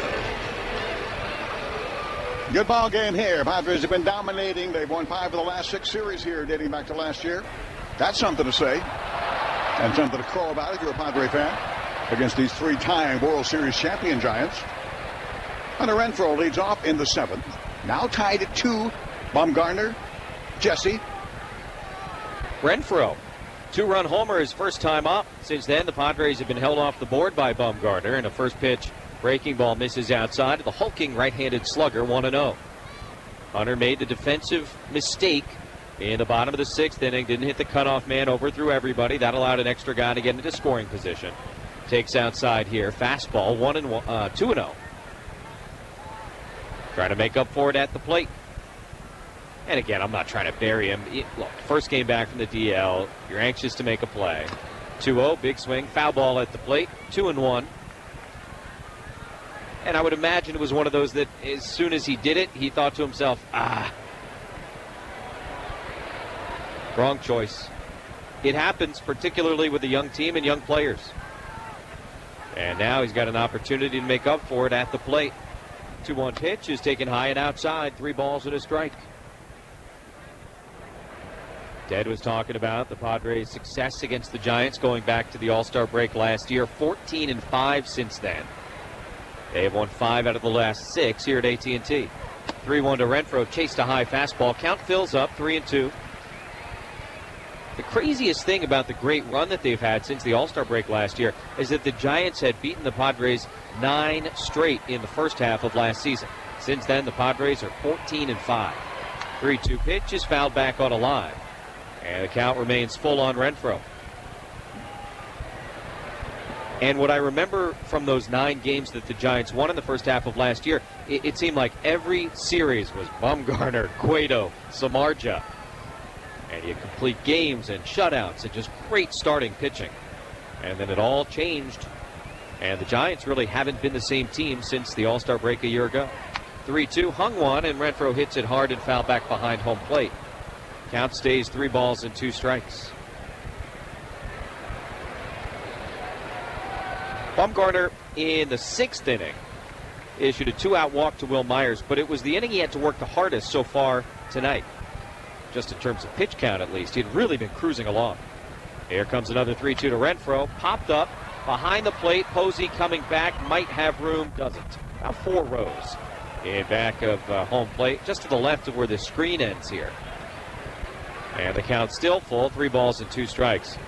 Bumgarner's pitch count has been very, very manageable all night. 11 in the first, 14 in the second, 10 in the third, 10 in the fourth, only 9 in the 5th. But last inning, he threw 21. And so now he's up over 80 here in the 7th.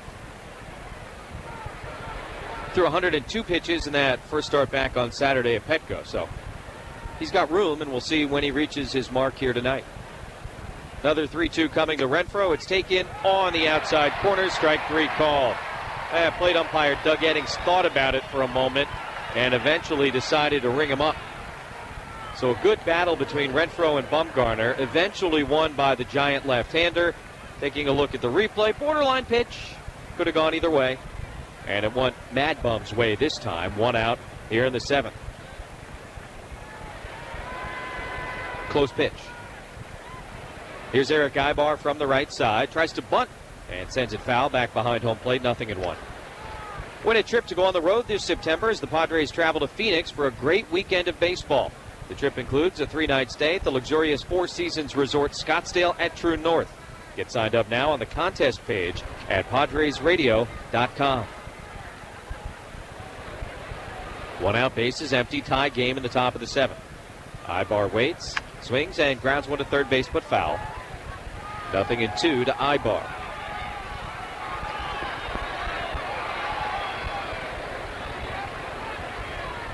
Guess we should mention Pablo Sandoval. Haven't brought him up yet.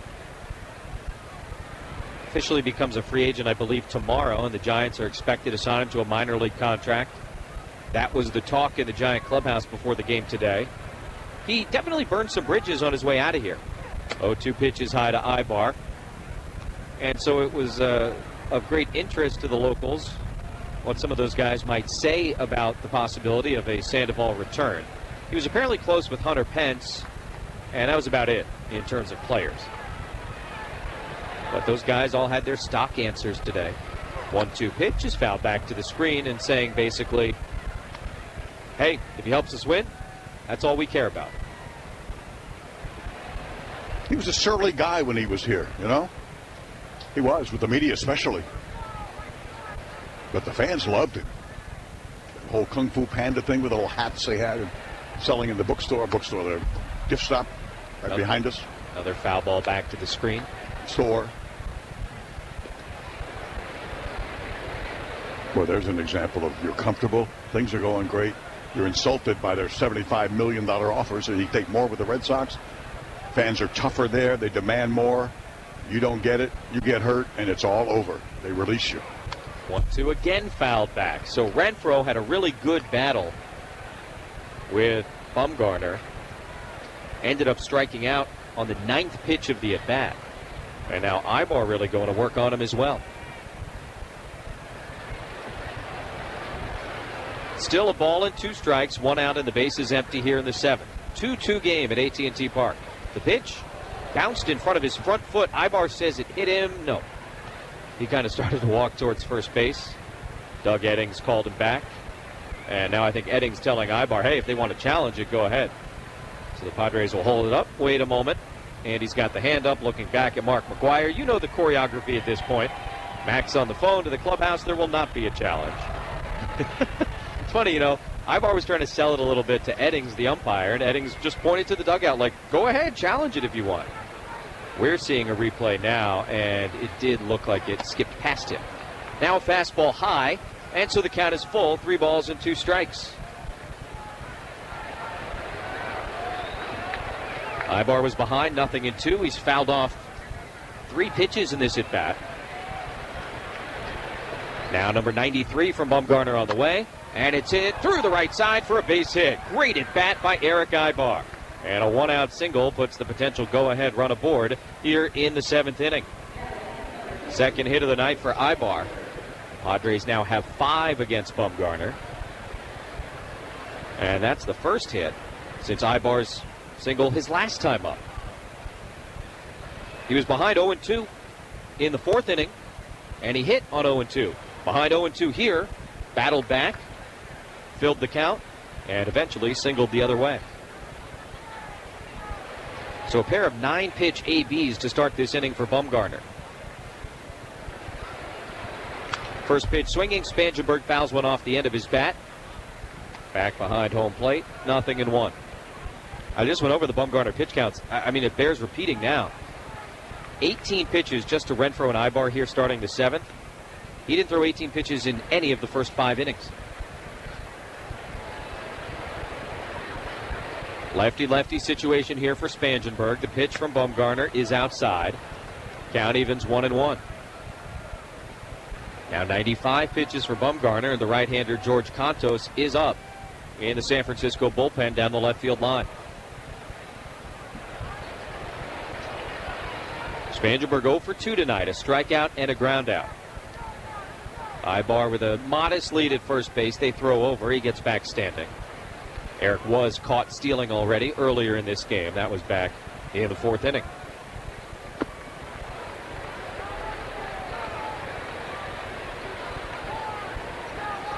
Runner on first, 1 out. 1 ball and 1 strike. Bumgarner comes home, and he misses up and into Spangenberg. 2-1.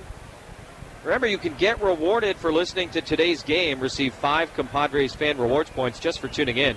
Enter the code SDSF720 in your Compadres portal to redeem. Not enrolled? Download the MLB.com ballpark app to sign up. Spangenberg in the air to deep right center field. If it doesn't go, it's going to at least get the 1-run home. It goes! A home run for Corey Spangenberg out towards that 421 corner in right center field. He hit a 3-run homer yesterday in Coors, a 2-run shot here tonight, and the Padres take a 4-2 lead in the 7th.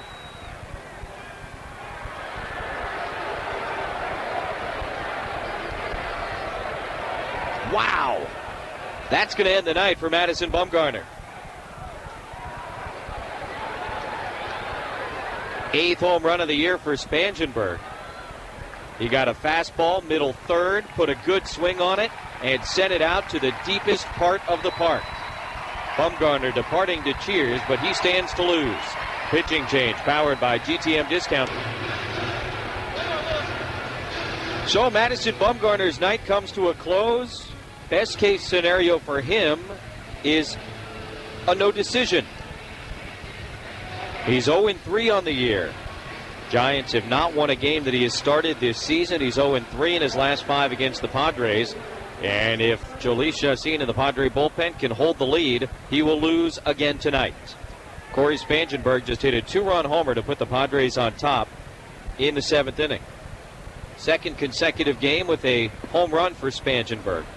4-2 San Diego, 1 out in the 7th, and Cantos to face the number 8 hitter, Luis Torrens. Pitcher spot is next, and Carlos Asuaje has come out into the on-deck circle. First pitch to Torrens is swung on and missed, 0-1. As for the homer, the trip around the diamond is sponsored by Daniels Jewelers. For every Padres home run, the Daniels Jewelers family donates $1,000 in jewelry value to children's charities like Make-A-Wish San Diego. Daniels Jewelers, making diamond dreams come true since 1948. Here's the 0-1 to Torrens, another swing and a miss. He's behind in the count, 0-2 from the veteran right-hander George Cantos. Cantos out on the mound wearing that familiar number 70. This is his team leading 45th appearance of the year, 10th most in the National League. Here's the 0-2, swung on and missed. So Torrens strikes out on 3 pitches. That's out number 2. We'll pause 10 seconds for station identification on the FM 94.9 Padres Radio Network. KCT San Diego. Download the FM 94.9 app. Did he get it? For commercial-free music during all Padres games. He got it! Go to FM949SD.com for details. Madison Bumgarner's night has come to a close here in the 7th. Jhoulys Chacín's will as well. Alan Cordoba going to hit for him here. Welcome back to AT&T Park in San Francisco. Padres leading 4-2 with 2 outs and the bases empty in the top of the 7th. With Ted Leitner, I'm Jesse Agler. All 4 Padre runs coming on 2 2-run homers. Renfroe in the 2nd and Spangenberg here in the 7th. Cordoba swings and misses, strike 1. Allen was back in the lineup, Allen pinch hit all 3 games against the Giants last weekend. Came on in the 4th inning yesterday. He played left field and shortstop. Padres are moving guys all over the place in the blowout loss to the Rockies. Waiting on the 0-1, Cantos delivers, and a check swing grounder to second base. Panik has it, throw to first. And Cantos comes on to get the final 2 outs here in the 7th. But the Padres get the 2-run homer from Corey Spangenberg. It was preceded by a couple of really good at-bats, one by Ibar and one by Renfroe. Stretch time at AT&T Park in San Francisco. Padres 4, Giants 2. This is the FM 94.9 Padres Radio Network. Every time a bat breaks in the game, it's a reminder to check your home for termites. Broken wood in your home could... 4 Seasons Scottsdale. Sign up to win to the contest page at PadresRadio.com. Follow us on Instagram at Padres Radio Network. This is FM 94.9 Padres Radio. Bottom of the 7th inning, and the Padres a 4-2 lead on the San Francisco Giants. Padres pinch hit for Jhoulys Chacín, so his night done after 6. Ryan Buchter on to work the 7th inning. Brandon Crawford leading off, then Pence and Panik. Lefty-lefty here, and a fastball swung on and missed by Crawford, 0-1. These two did square off on Friday night at Petco, and Buchter struck Crawford out.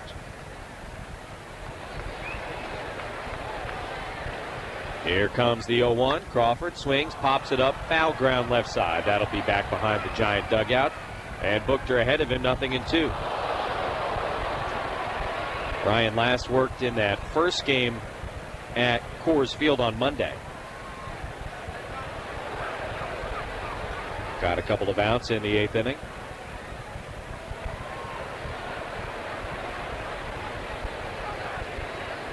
Crawford tonight 0 for 2 with a strikeout and a line out. And the 0-2 pitch is way inside. Pitching change brought to you by Rancho Chrysler Jeep Dodge Ram. Better service, better financing offers. No one saves you more than Rancho.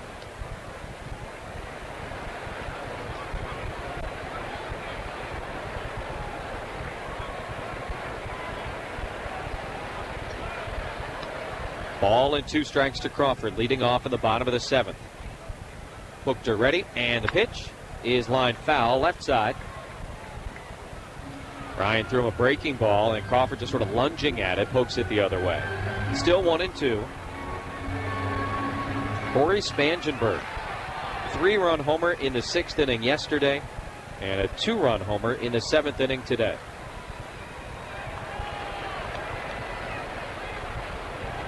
Ball and 2 strikes to Crawford. Buchter from the third base side of the rubber delivers, and a fastball fouled back out of play. Still 1 ball and 2 strikes. And Corey, everything's been dead center, including the one on the homestand. These are not cheapies. No. Very impressive. I mean, just to the left of that 421 corner out in right center field. I didn't think it was going to go just because of where it was hit. It looked good, it sounded good, but not a lot go out there. Here's a ground ball left side. Ibar charging it at short, in between up. Has it, throws to first and gets it. So Crawford out. Now 0 for 3 and 1 away for Buchter in the bottom of the 7th.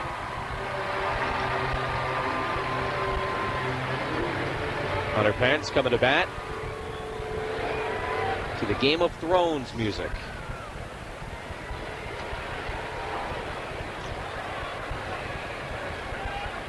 Game of Thrones night here at AT&T Park. First pitch from Buchter is a little bit inside, 1-0.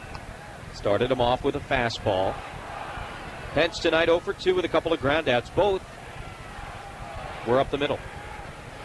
One handled by Chassin, great play. The other one deflected off Chassin to second. He takes a fastball outside, 2 balls, no strikes. You know the actress Amanda Peet? Sure. Yeah, she's married to the lead writer on Game of Thrones, and they have these arguments all the time, and he tells her, we're going to kill off so-and-so. She says, really? How'd you like to sleep on the couch for the next 3 weeks? Well then, I guess you could call her the showrunner. Pitch is high and outside now, 3 balls and no strikes to Hunter Pence. She told that on a talk show last year sometime. You will not kill that so-and-so off.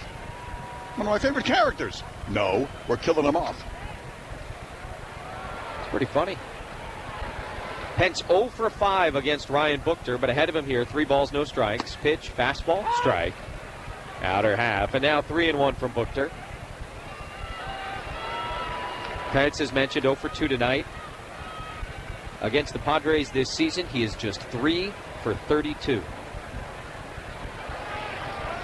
He hit .375 against them last year. Different guy. 3-1 pitch, high chopper, third base. Spangenberg has it easily, pats it in the mitt, throws perfectly to Myers. And Pence now 0 for 3 tonight. And I'll update that for you. He is now 3 for 33 on the year against the Padres. This copyrighted broadcast from San Francisco, California, presented by authority of the San Diego Padres, but not to reproduce or retransmitted in any form, and the accounts and descriptions of the game may not be disseminated without the express written consent of the aforementioned San Diego Padres. 2 outs, base is empty for Joe Panik.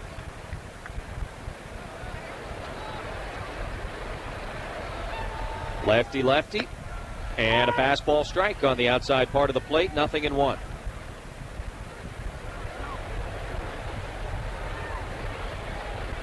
Panik, a strikeout in the 3rd, a ground out in the 5th. Chassin, it should not be overlooked, was outstanding tonight. Here's the 0-1. Check swing on a high fastball. No swing for the third base umpire, Corey Blazer. 1 ball and 1 strike to the Giants' second baseman. Gold Glover a year ago, Panik. Just 26. Buchter ready. Now the 1-1 pitch. And a fastball a little bit outside. 2 balls and 1 strike. Buchter trying to work a 1-2-3 7th inning.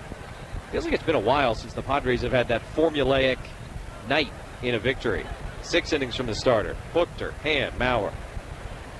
Maybe tonight. 2-1, ground ball up the middle. Long way to go. Perella, backhanded second, throws to first. Got him. Nicely done by Jose, who has looked very, very comfortable at second base tonight. 3 ground ball outs for Ryan Buchter in the 7th. We go to the 8th. Padres 4 and the Giants 2. This is the FM 94.9 Padres Radio Network. 94.9 Padres Radio Network. Shop GTM stores in Lemon Grove, Santee, and Otay Mesa, and discover bargains on thousands of brand name It's homes. for you to enjoy summer at the Summer Drive Sales event. Get huge factory cashback savings on a wide selection, like Termite inspection at 800-475-3186. 800-475. Baseball on FM 94.9 Padres Radio. Played 7 innings at AT&T Park in San Francisco, and the Padres have a 4-2 advantage on the Giants.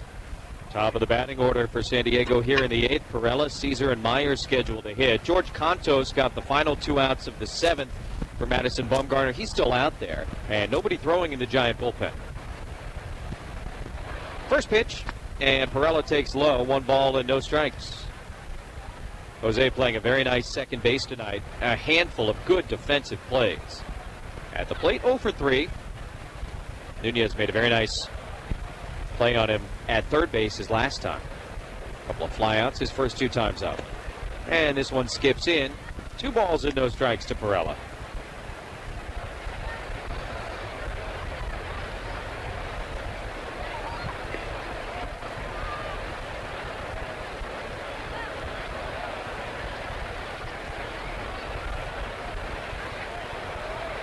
Contos, the right-hander, into the windup. And a breaking ball for a called strike, 2-1.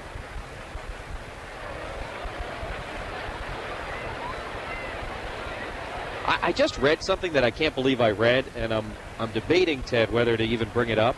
Nah, bring it up. We got time. 2 balls, 1 strike to Perella. And a swing and a miss, 2-2. Barry Bloom, who covered the Padres a long time ago, now writes for MLB.com. I guess he was in Fort Wayne today, and he saw the Padres single-A affiliate, the Tin Caps, play. And he tweeted that he saw them get pummeled tonight, and, quote, "It was one game, but none of these kids looks like the future." And how can anybody make that sort of comment watching one game in the middle of the season? That's just such a silly thing to write. Hey, Barry, no scouting, just right. Perella reaches for one, ground ball up the middle. That's a base hit. Lead single for the Padres here in the 8th inning. So Perella, nice night defensively, now has a hit in the box score as well. Runner on for Matt Caesar here in the 8th.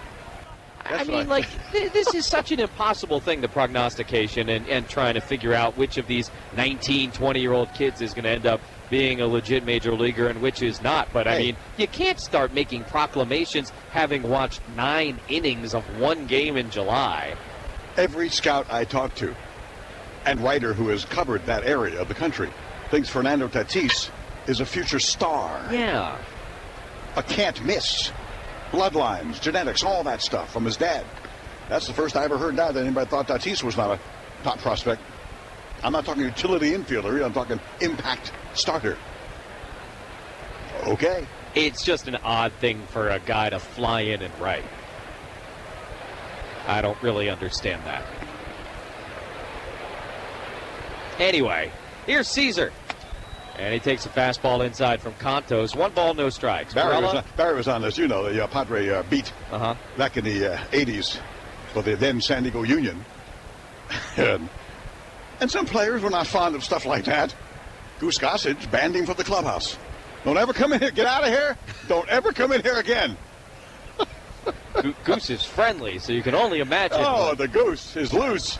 And the only thing that got him back in, the players voted, and Goose got all the players to send, don't talk to him, don't let him back in the clubhouse again. And Steve Garvey, being a lovely gentleman that he is, talked those guys, hey, he's got a job to do, I know you don't like him. And they let him back in, thanks to the Garv. 1 ball, no strikes. Caesar swings, pops one up right field. Pence coming on in.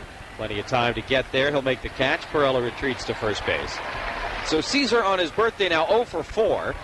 But, hey, I'm sure before the game, if you asked him, you want a Padre win and an 0 for 4 or a Padre loss and a 4 for 4, he'd take the victory. And he did. And the Padres are in front by 2 here. 1 out, runner on first. Myers coming up, and now Posey out there stalling for time. Kyle Crick had gotten up a couple of moments ago in the bullpen to throw.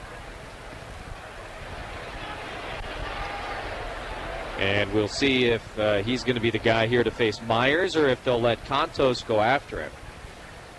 A lot of standing around and looking around right now by the Giants as if they're just trying to buy a couple more moments for the guy warming up. But Myers in the batter's box, and yeah, now Contos going to go up against the rubber and get ready to deliver a pitch. Will waits, swings, hard hit, and fair down the left field line. That one will roll all the way to the corner. Perella is rounding third. He's going to be waved. Myers at second base with a double. It'll be an RBI double as Perella scores standing up. And the Padres get an add-on run here in the 8th. They lead 5-2. Boy, the third baseman Nunez has made so many nice defensive plays tonight. You had to kind of wait just a moment to see if that one was going to get by him. It did. It was a hung slider from Contos, and Myers hit it really hard. No chance for Nunez when all was said and done. He dove and leapt that direction, but it was over his reach and all the way into the corner here at AT&T. That will be the end for Contos. Mentioned that Crick was warming. Bruce Bochy on his way out to speak with plate umpire Doug Eddings. That would indicate that he's going to make a double switch. And Contos gives one up here in the 8th. Padres going to be looking for more. Myers on second with just one out. And Jabari Blash will be coming to the plate. Pitching change brought to you by my friends at the 5-2 lead in San Francisco. Pitching change for the Giants in the top of the 8th inning. Kyle Crick comes on in the double switch. Pitcher spot goes to number 7. Joe Panik is out of this game, and Kelby Tomlinson comes on to play second base for San Francisco. Padres baseball is made possible by Daniels Jewelers. Daniels Jewelers making diamond dreams come true since 1948. 8th big league appearance this year for Kyle Crick. We saw him over the weekend at Petco. Crick worked the Sunday game. Gave up an infield single to Alan Cordoba, but that was all in his only appearance ever against the Padres. First pitch to Blash is a fastball high and outside, 95 miles per hour from the right-hander. And the count, 1 ball and no strikes. Had a note last week about how the Giant bullpen has been pretty good except for against the Padres, and they add on against one of the guys here tonight. Swung on and missed. Another fastball, 1-1 to Blash. Myers at second base, 1 out, 1 run in on Will's RBI double that plated Jose Perella.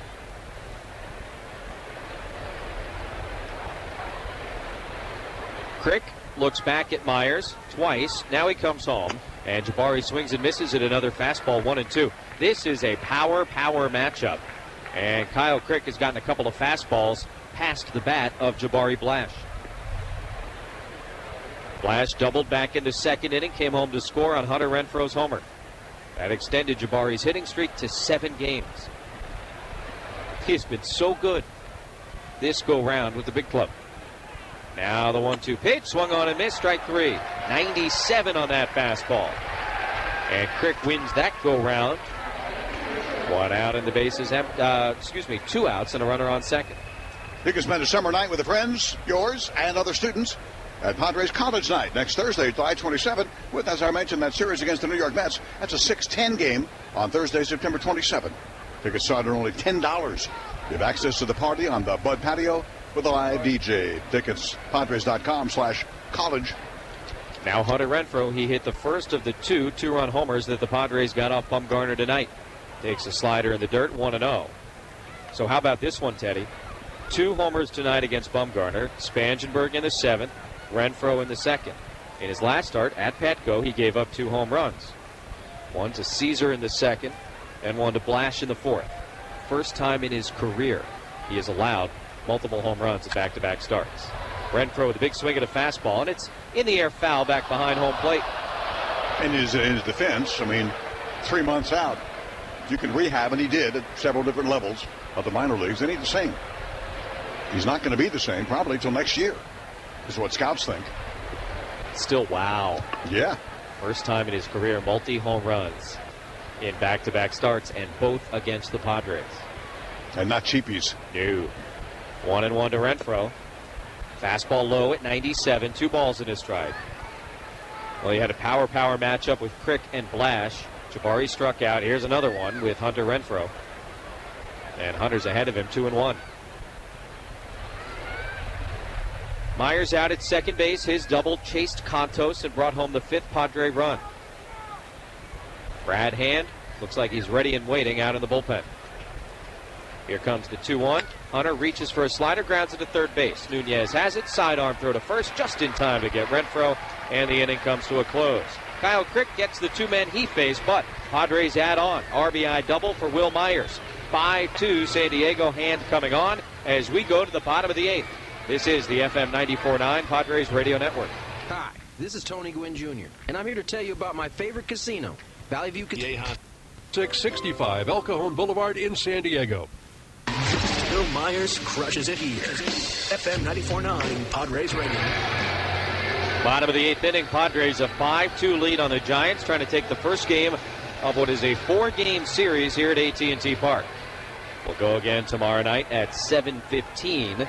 Pitching matchup, Trevor Cahill and Jeff Samardzija. Then day games on both Saturday and Sunday, both at 1:05.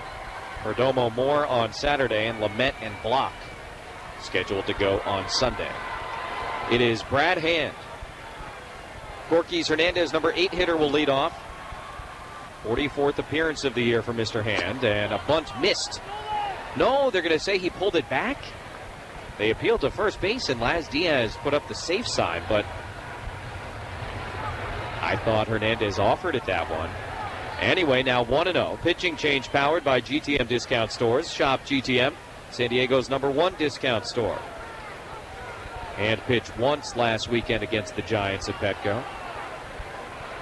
Here's the 1-0. Ground ball, third base, but foul. That was in the Saturday game, the eventual walk-off win game. Chacin and Bumgarner started that one. And Brad worked a 1-2-3 8th inning in a tie game. Struck out Crawford and then got Pence and Panic. Shouldn't see any of those guys in this inning. Hernandez, then Tomlinson in the 9 spot, and Span, the leadoff hitter, are the scheduled hitters. 1 ball, 1 strike. Just the third at bat of the night for Gorkys Hernandez. The pitch is a breaking ball that drops in for a called strike, 1-2. Jolice Chacin started. He stands to win his 9th game for the Padres. Went 6, allowed 2 runs on 4 hits. Walked 1, struck out 4 through only 87 pitches. Ryan Buchter worked a perfect 7th, getting 3 ground balls, and now it's Brad Hand here in the 8th. 1-2 to Hernandez. Brad is set and ready, and the pitch is grounded foul at the plate. Again, I don't like putting too much stock on starting pitcher win-loss record, but it's somewhat relevant at times, and I'll say this is relevant. If Chacin gets the win tonight, if this result holds, he'll go to 9-7. Last year, Luis Perdomo had 9 wins. That led the Padres.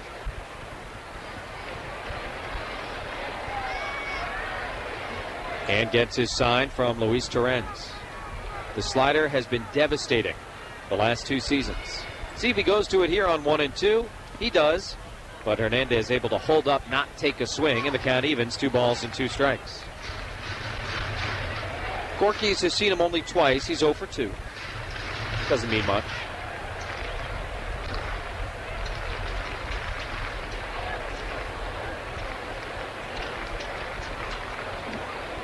Right-handed batter wears number 66. Waiting on Hand, who's getting the sign. Now ready to go. And the 2-2 pitch is in the air, foul down the right field line. Hernandez, a former Pirate and Marlin, spent last year mostly at AAA Sacramento for the Giants. PCL All-Star, MVP of that team, their defensive player of the year. You don't love being a 28-year-old at AAA, but I guess if you are, hey, be the team MVP. And he was. And now on an opening day roster, and he's been here all year. 2-2 pitch is in the air, left field, flash over and in. He'll get there to make the catch. Good battle between Hernandez and Hand, but Brad gets him. Hernandez lines to left, 1 away here in the 8th. Repeating a trip to Phoenix in September when the Padres played them Diamondbacks. They're surprising. Hey, they're a wild card team this very day. That trip includes 3-night stay at the luxurious Four Seasons Resort Scottsdale on True North. You can get signed up now at the contest page at PadresRadio.com. Number 9 hitter Kelby Tomlinson at the plate for the first time. Double switched in to play second base in the top of this 8th inning. 5-2 Padres. Brad Hand out there in a traditional setup role. And the first pitch slider misses down and in, 1-0. I only bring that up because Brad has been used in so many different ways by the Padres the last couple of years. Come in to get a random lefty out. He'll come in to give you multiple innings. He'll come in to pitch in this situation with your team up a run or 2 or 3 in the 8th. Here's the 1-0 to Tomlinson and a line drive foul right side. Count evens up 1-1. Kelby overall hitting .256, no homers, 5 RBIs. Made 1 appearance in the series last weekend at Petco. It was a pinch hit walk on Friday night.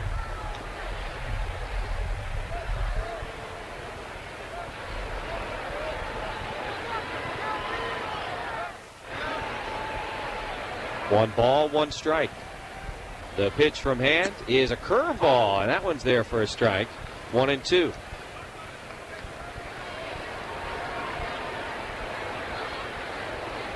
Tomlinson up there wearing the trademark black glasses. His excellent vision. Not prescription, it's kind of a glare thing, and eventually just got used to it. Now he wears them all the time. The 1-2 from Hand is hit on the ground. Diving stop. Myers off his glove, and it rolls towards the bullpen in right field.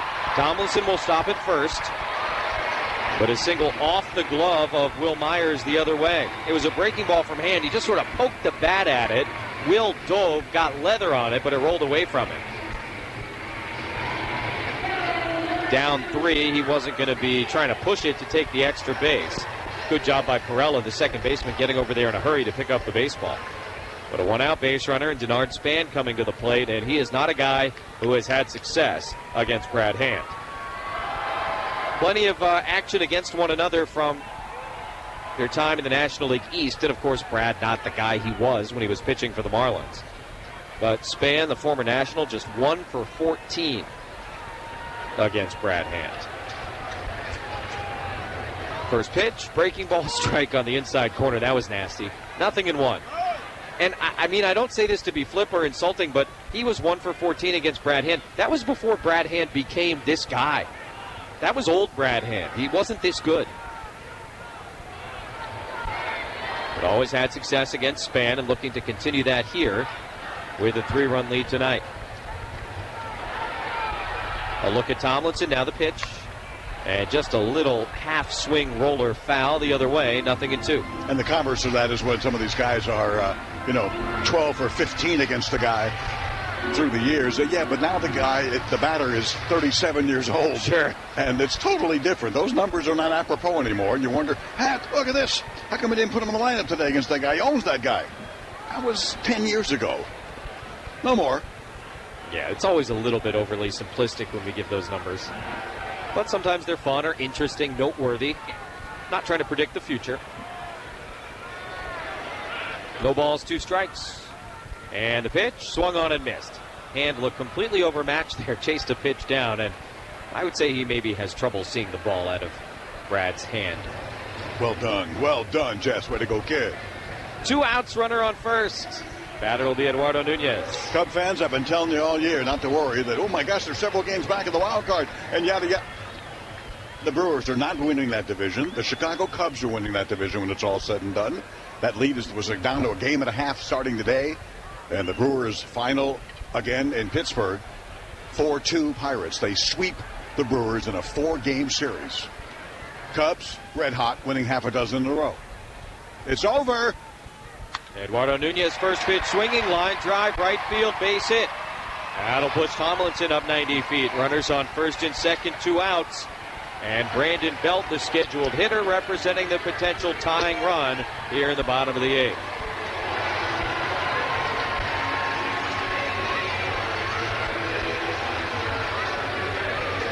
Torrens out there to meet Hand on the pitcher's mound. Nunez just sort of inside out at a pitch that almost hit the handle of his bat the other way. And now it'll be Brandon Belt. He is 0 for 2 tonight with a strikeout and a walk. 2 for 8 against Hand, 4 strikeouts. 5-2 Padres with 2 outs in the bottom of the 8th.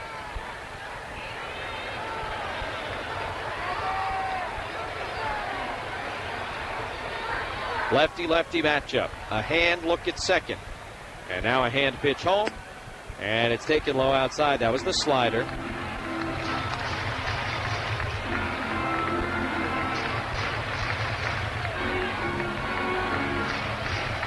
Lorenz went out to chat with Brad again.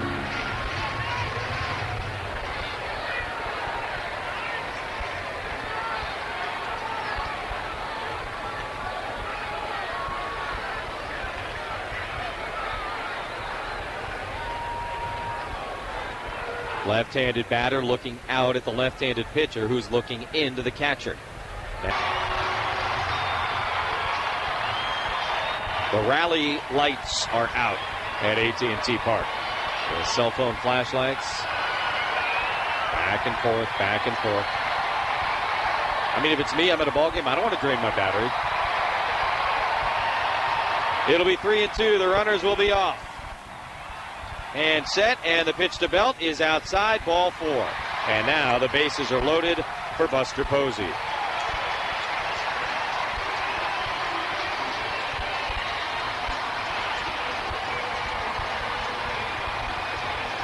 So do you bring in your closer to face Posey, a right-handed hitter? Or do you stick with the guy who has been basically unhittable for the past season and a half? Andy Green is on the steps of the dugout, but he's staying inside of it. It'll be Hand and Posey with 2 outs and the bases loaded. Padres up 3 in the bottom of the 8th. What a scene.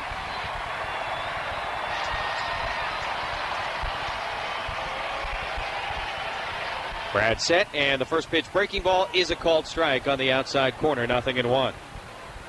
Posey tonight is 0 for 3. He is grounded out. He is lined out. He is popped up. He is 2 for 4 against Brad Hand with a double, a couple of walks, a strikeout.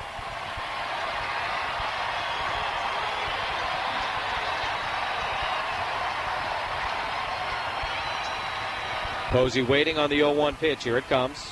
Breaking ball, same pitch, same result, 0-2. Couple of sliders, kind of top part of the zone, outside corner.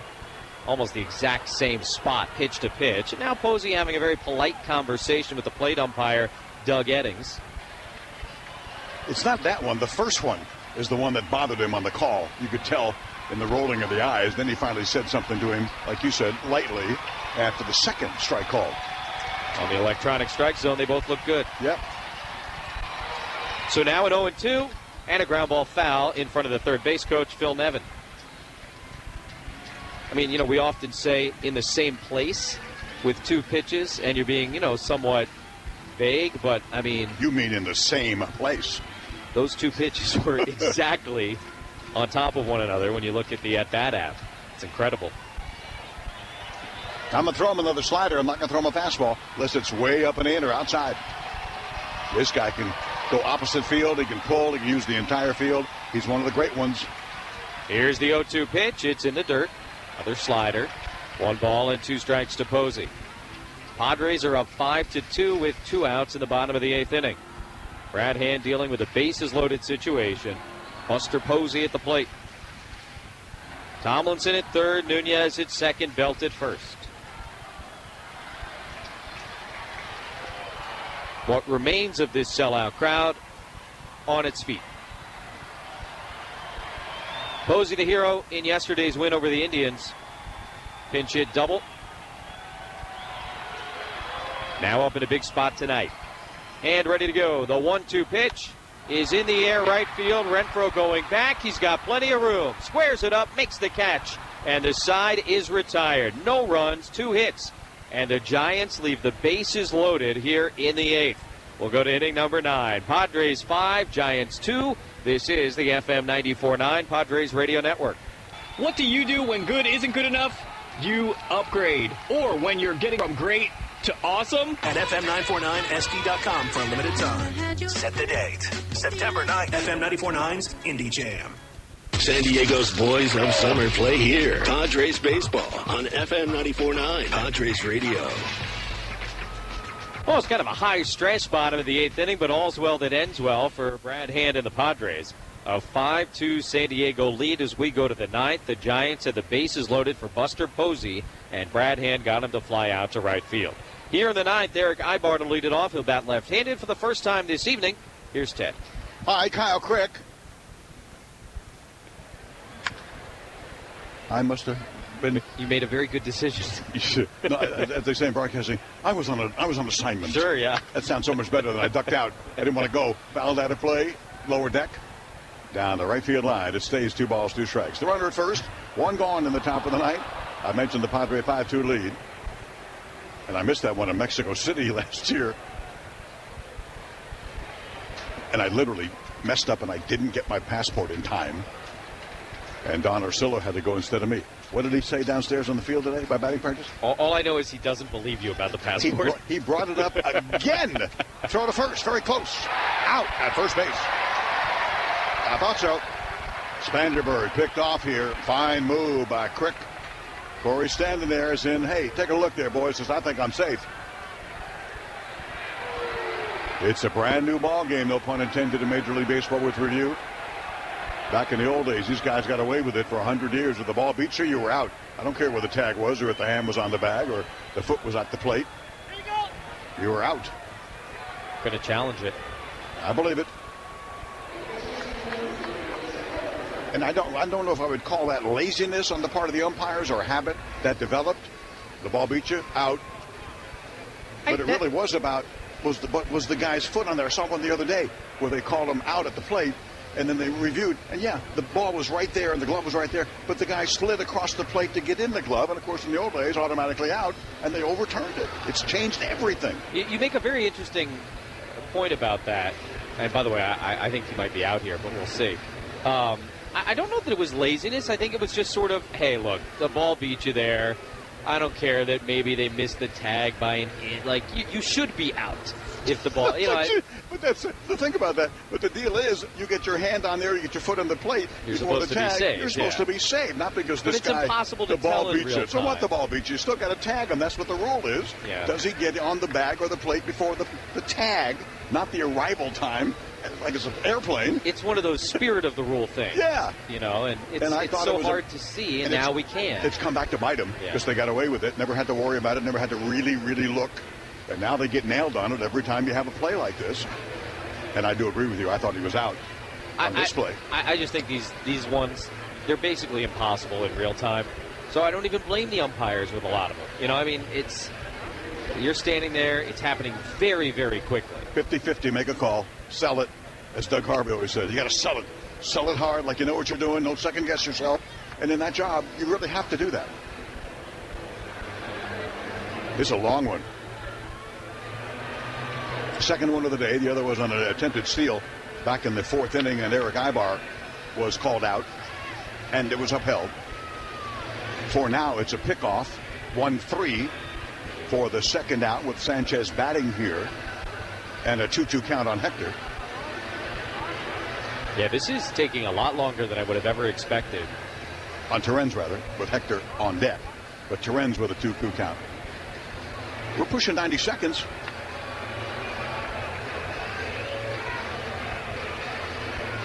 Five-2 Padres. Same time tomorrow, 7:15 start. Not many in baseball do that 7:15 thing. It's 7:05, 7:10 is the norm. 6:40 in Arizona and other places, few of them. But 7:15 here. That'll be Trevor Cahill against Jeff Samardzija. Padres did extremely well against him on Sunday in San Diego, and the last game of that series that came after the break. Then the 105s on Saturday, Sunday. Perdomo, Matt Moore. On Saturday, Lamet blocked on Sunday. Out, upheld, pickoff 1-3. 2 gone. And now back to Luis Terens. But Ken can gnash my teeth until I get home and look it up. Set on Quicks 3-2. Ground ball, third base. That's staying fair underneath the glove. They call it a foul ball. Went under Nunez's glove. He's made all the plays out there. He's a fine, underrated third baseman. But that was foul when it went under his glove. And Terens back to the plate after station identification from San Francisco, California. FM 94.9 Padres Radio Network. KCT San Diego. Download the FM 94.9 app. Did he get it? For commercial-free music during all Padres games. He got it! Go to FM949SD.com for details. Ted Leiter, Jesse Agler ride alongside each other right as it is in the broadcast booth here. Behind home plate up the third baseline of Tad at AT&T Park in San Francisco. Padres were up 2-0, went to 2-2, now at 5-2 in the ninth with a 2-out runner.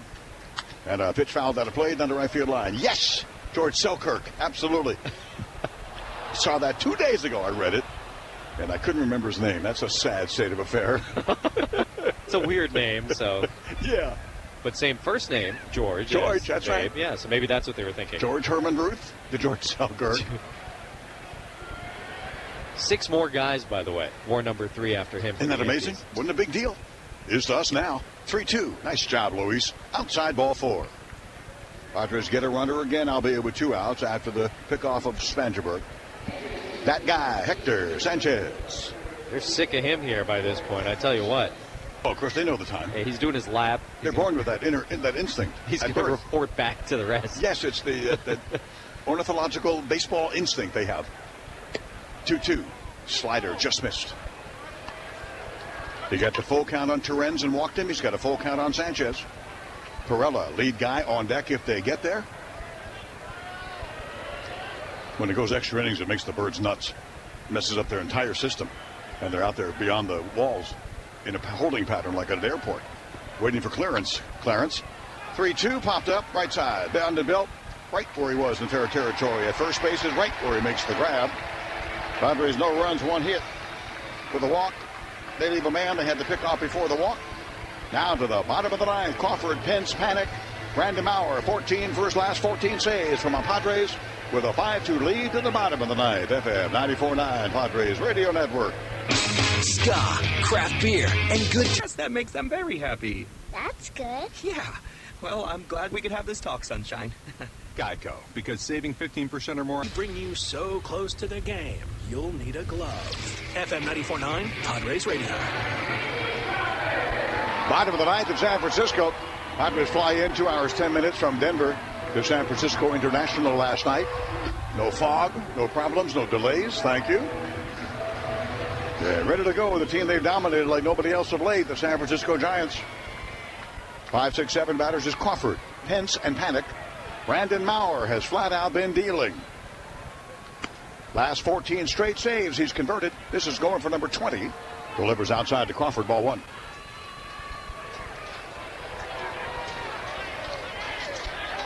Right-hander deals, doesn't mess around, never. Fastball, 95. It'll increase. That's the first one. It's a strike called. 1-1. Crawford is 0 for 3. 1-1. Slider hung it, got away with it. Could be your night, Brandon. High fly ball, routine center field. Coming in Caesar. Happy birthday. Makes the grab. 1 away. And the save situation, as mentioned for Brandon, is brought to you by Mission Fed. Each year, Mission Fed gives back over $1 million to the communities in which we live, work, and play. Mission Fed. All San Diegans welcome.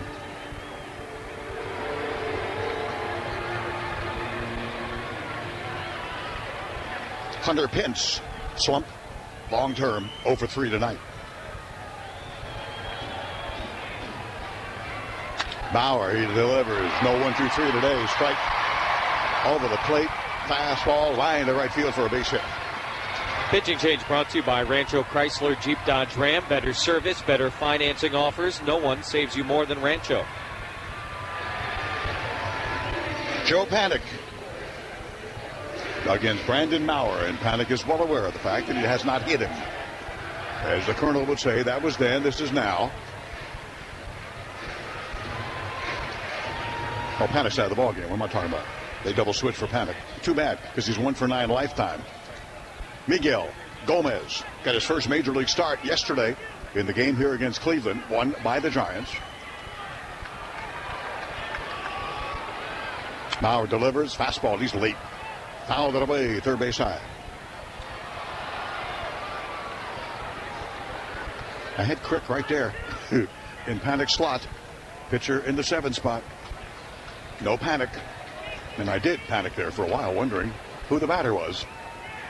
It's Gomez. Saw him in the weekend series in San Diego.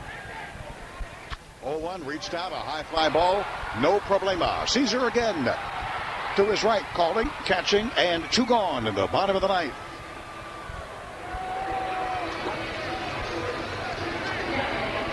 So the single by Pence with 1 away. Now 2 gone.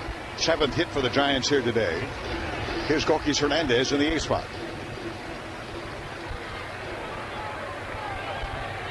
Chassin to win, Bumgarner to lose. The Giants have lost every Bumgarner start this year. As Jesse told you, he gets no run support. And that's why they've lost every game he started, including, it appears, tonight. Hernandez, a double in 3 tries. Fastball, line to center field, a base hit. That matters, because now you bring the tying run to the plate here with 2 outs in the bottom of the 9th. That is the right-hand hitting Kelby Tomlinson, who also came in the later double switch and in the 9 spot. Though it looks like Boch is calling him back.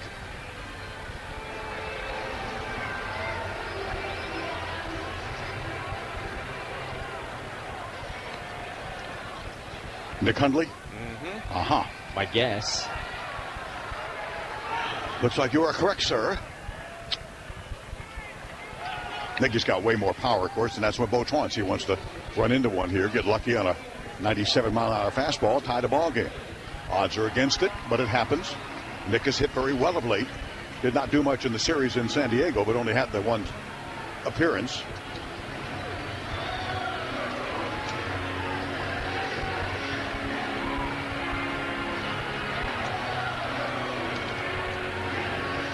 He is 9 for his last 23. That's 391 with 2 doubles and 2 home runs. But again, even that kind of, those numbers don't get you in the ball game around here because of Buster Posey being one of the best in the top 3 catchers in all of MLB. Closer Dyson going back out to the bullpen just in case. That's what those pitchers do. The old just in case. Nick's had the good numbers. As a pinch hitter, though, Padre fans, 1 for 12 on the year. Mauer's pitch taken inside ball 1.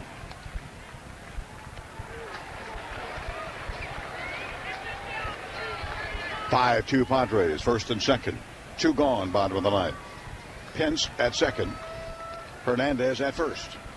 Average speed, both stations. 1-0, checked, strike called on the fastball. 1-1. Brandon staying fastball. Not using the slider. The occasional curve that he does.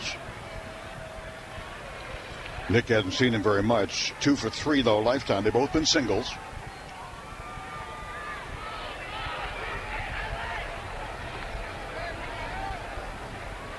Big 6'7" right-hander delivers at the chopper, foul on the third base side. A strike away from winning game 1 in San Francisco after beating these guys 2 out of 3 in the homestand and series that began after the All-Star break. I think I gave Brandon a couple of inches, maybe 6'5", not 6'7". Close enough. Newport Beach, living now Costa Mesa. Mariners to Padres. For his 15th consecutive save, 1-2 fastball. Nick Hundley fouls it out. The beard and the hair at this point for Brandon Mauer. Think Bill Walton Trailblazers. Got a good look going right now. Where Brent Musburger called him that year, the Mountain Man. First and second, 2 gone. Padres by 5-2, a 1-2. There's the breaking ball. Strike 3 call. This ball game belongs to my San Diego Padres. Set him up. Everybody got fastball after fastball to fastball. If he threw a slider, I missed it. And Nicky's waiting for another one. Our slider breaks on over. He's got the bat on the shoulder. And the game is done. Game 1 to San Diego by 5-2 in the 9th inning. No runs, a couple of hits, and a couple of men left at first and second after those 2 singles. This ball game is over. There are 3 more coming in this series. Back with the details coming up shortly in the post-game show for FM 94.9 Padres Radio Network. Padres Radio. AT&T Park, San Francisco, home of the San Francisco Giants. And these 3-time recent world champions are beaten by my Padres yet again. 2 out of 3 took them, including the 7-1 game on Sunday before the road trip began.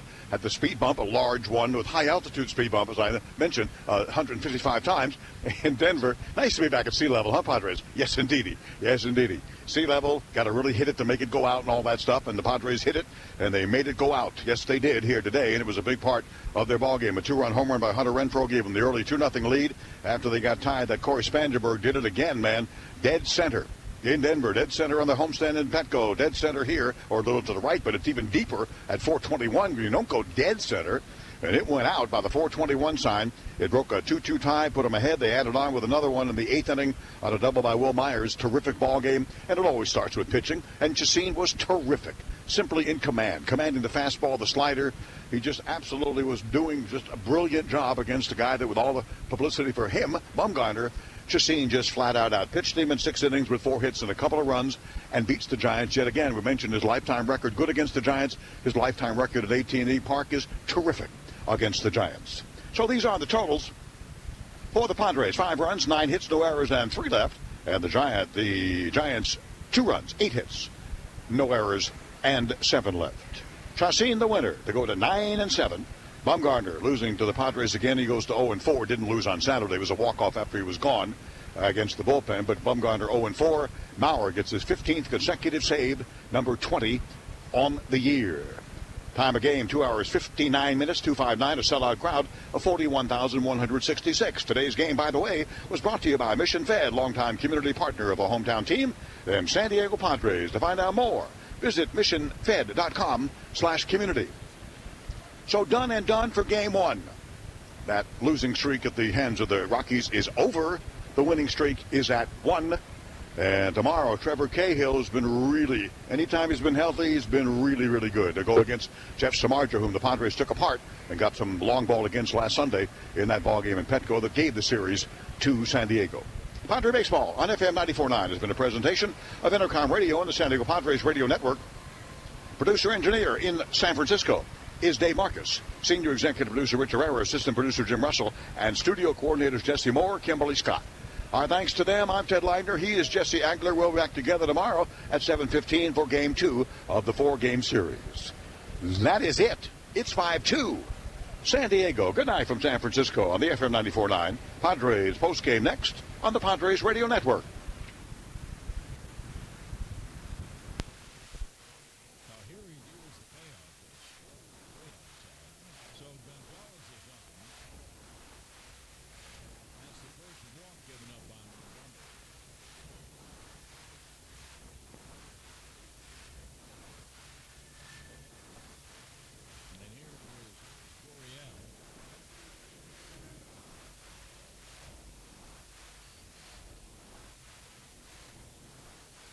Fly to center.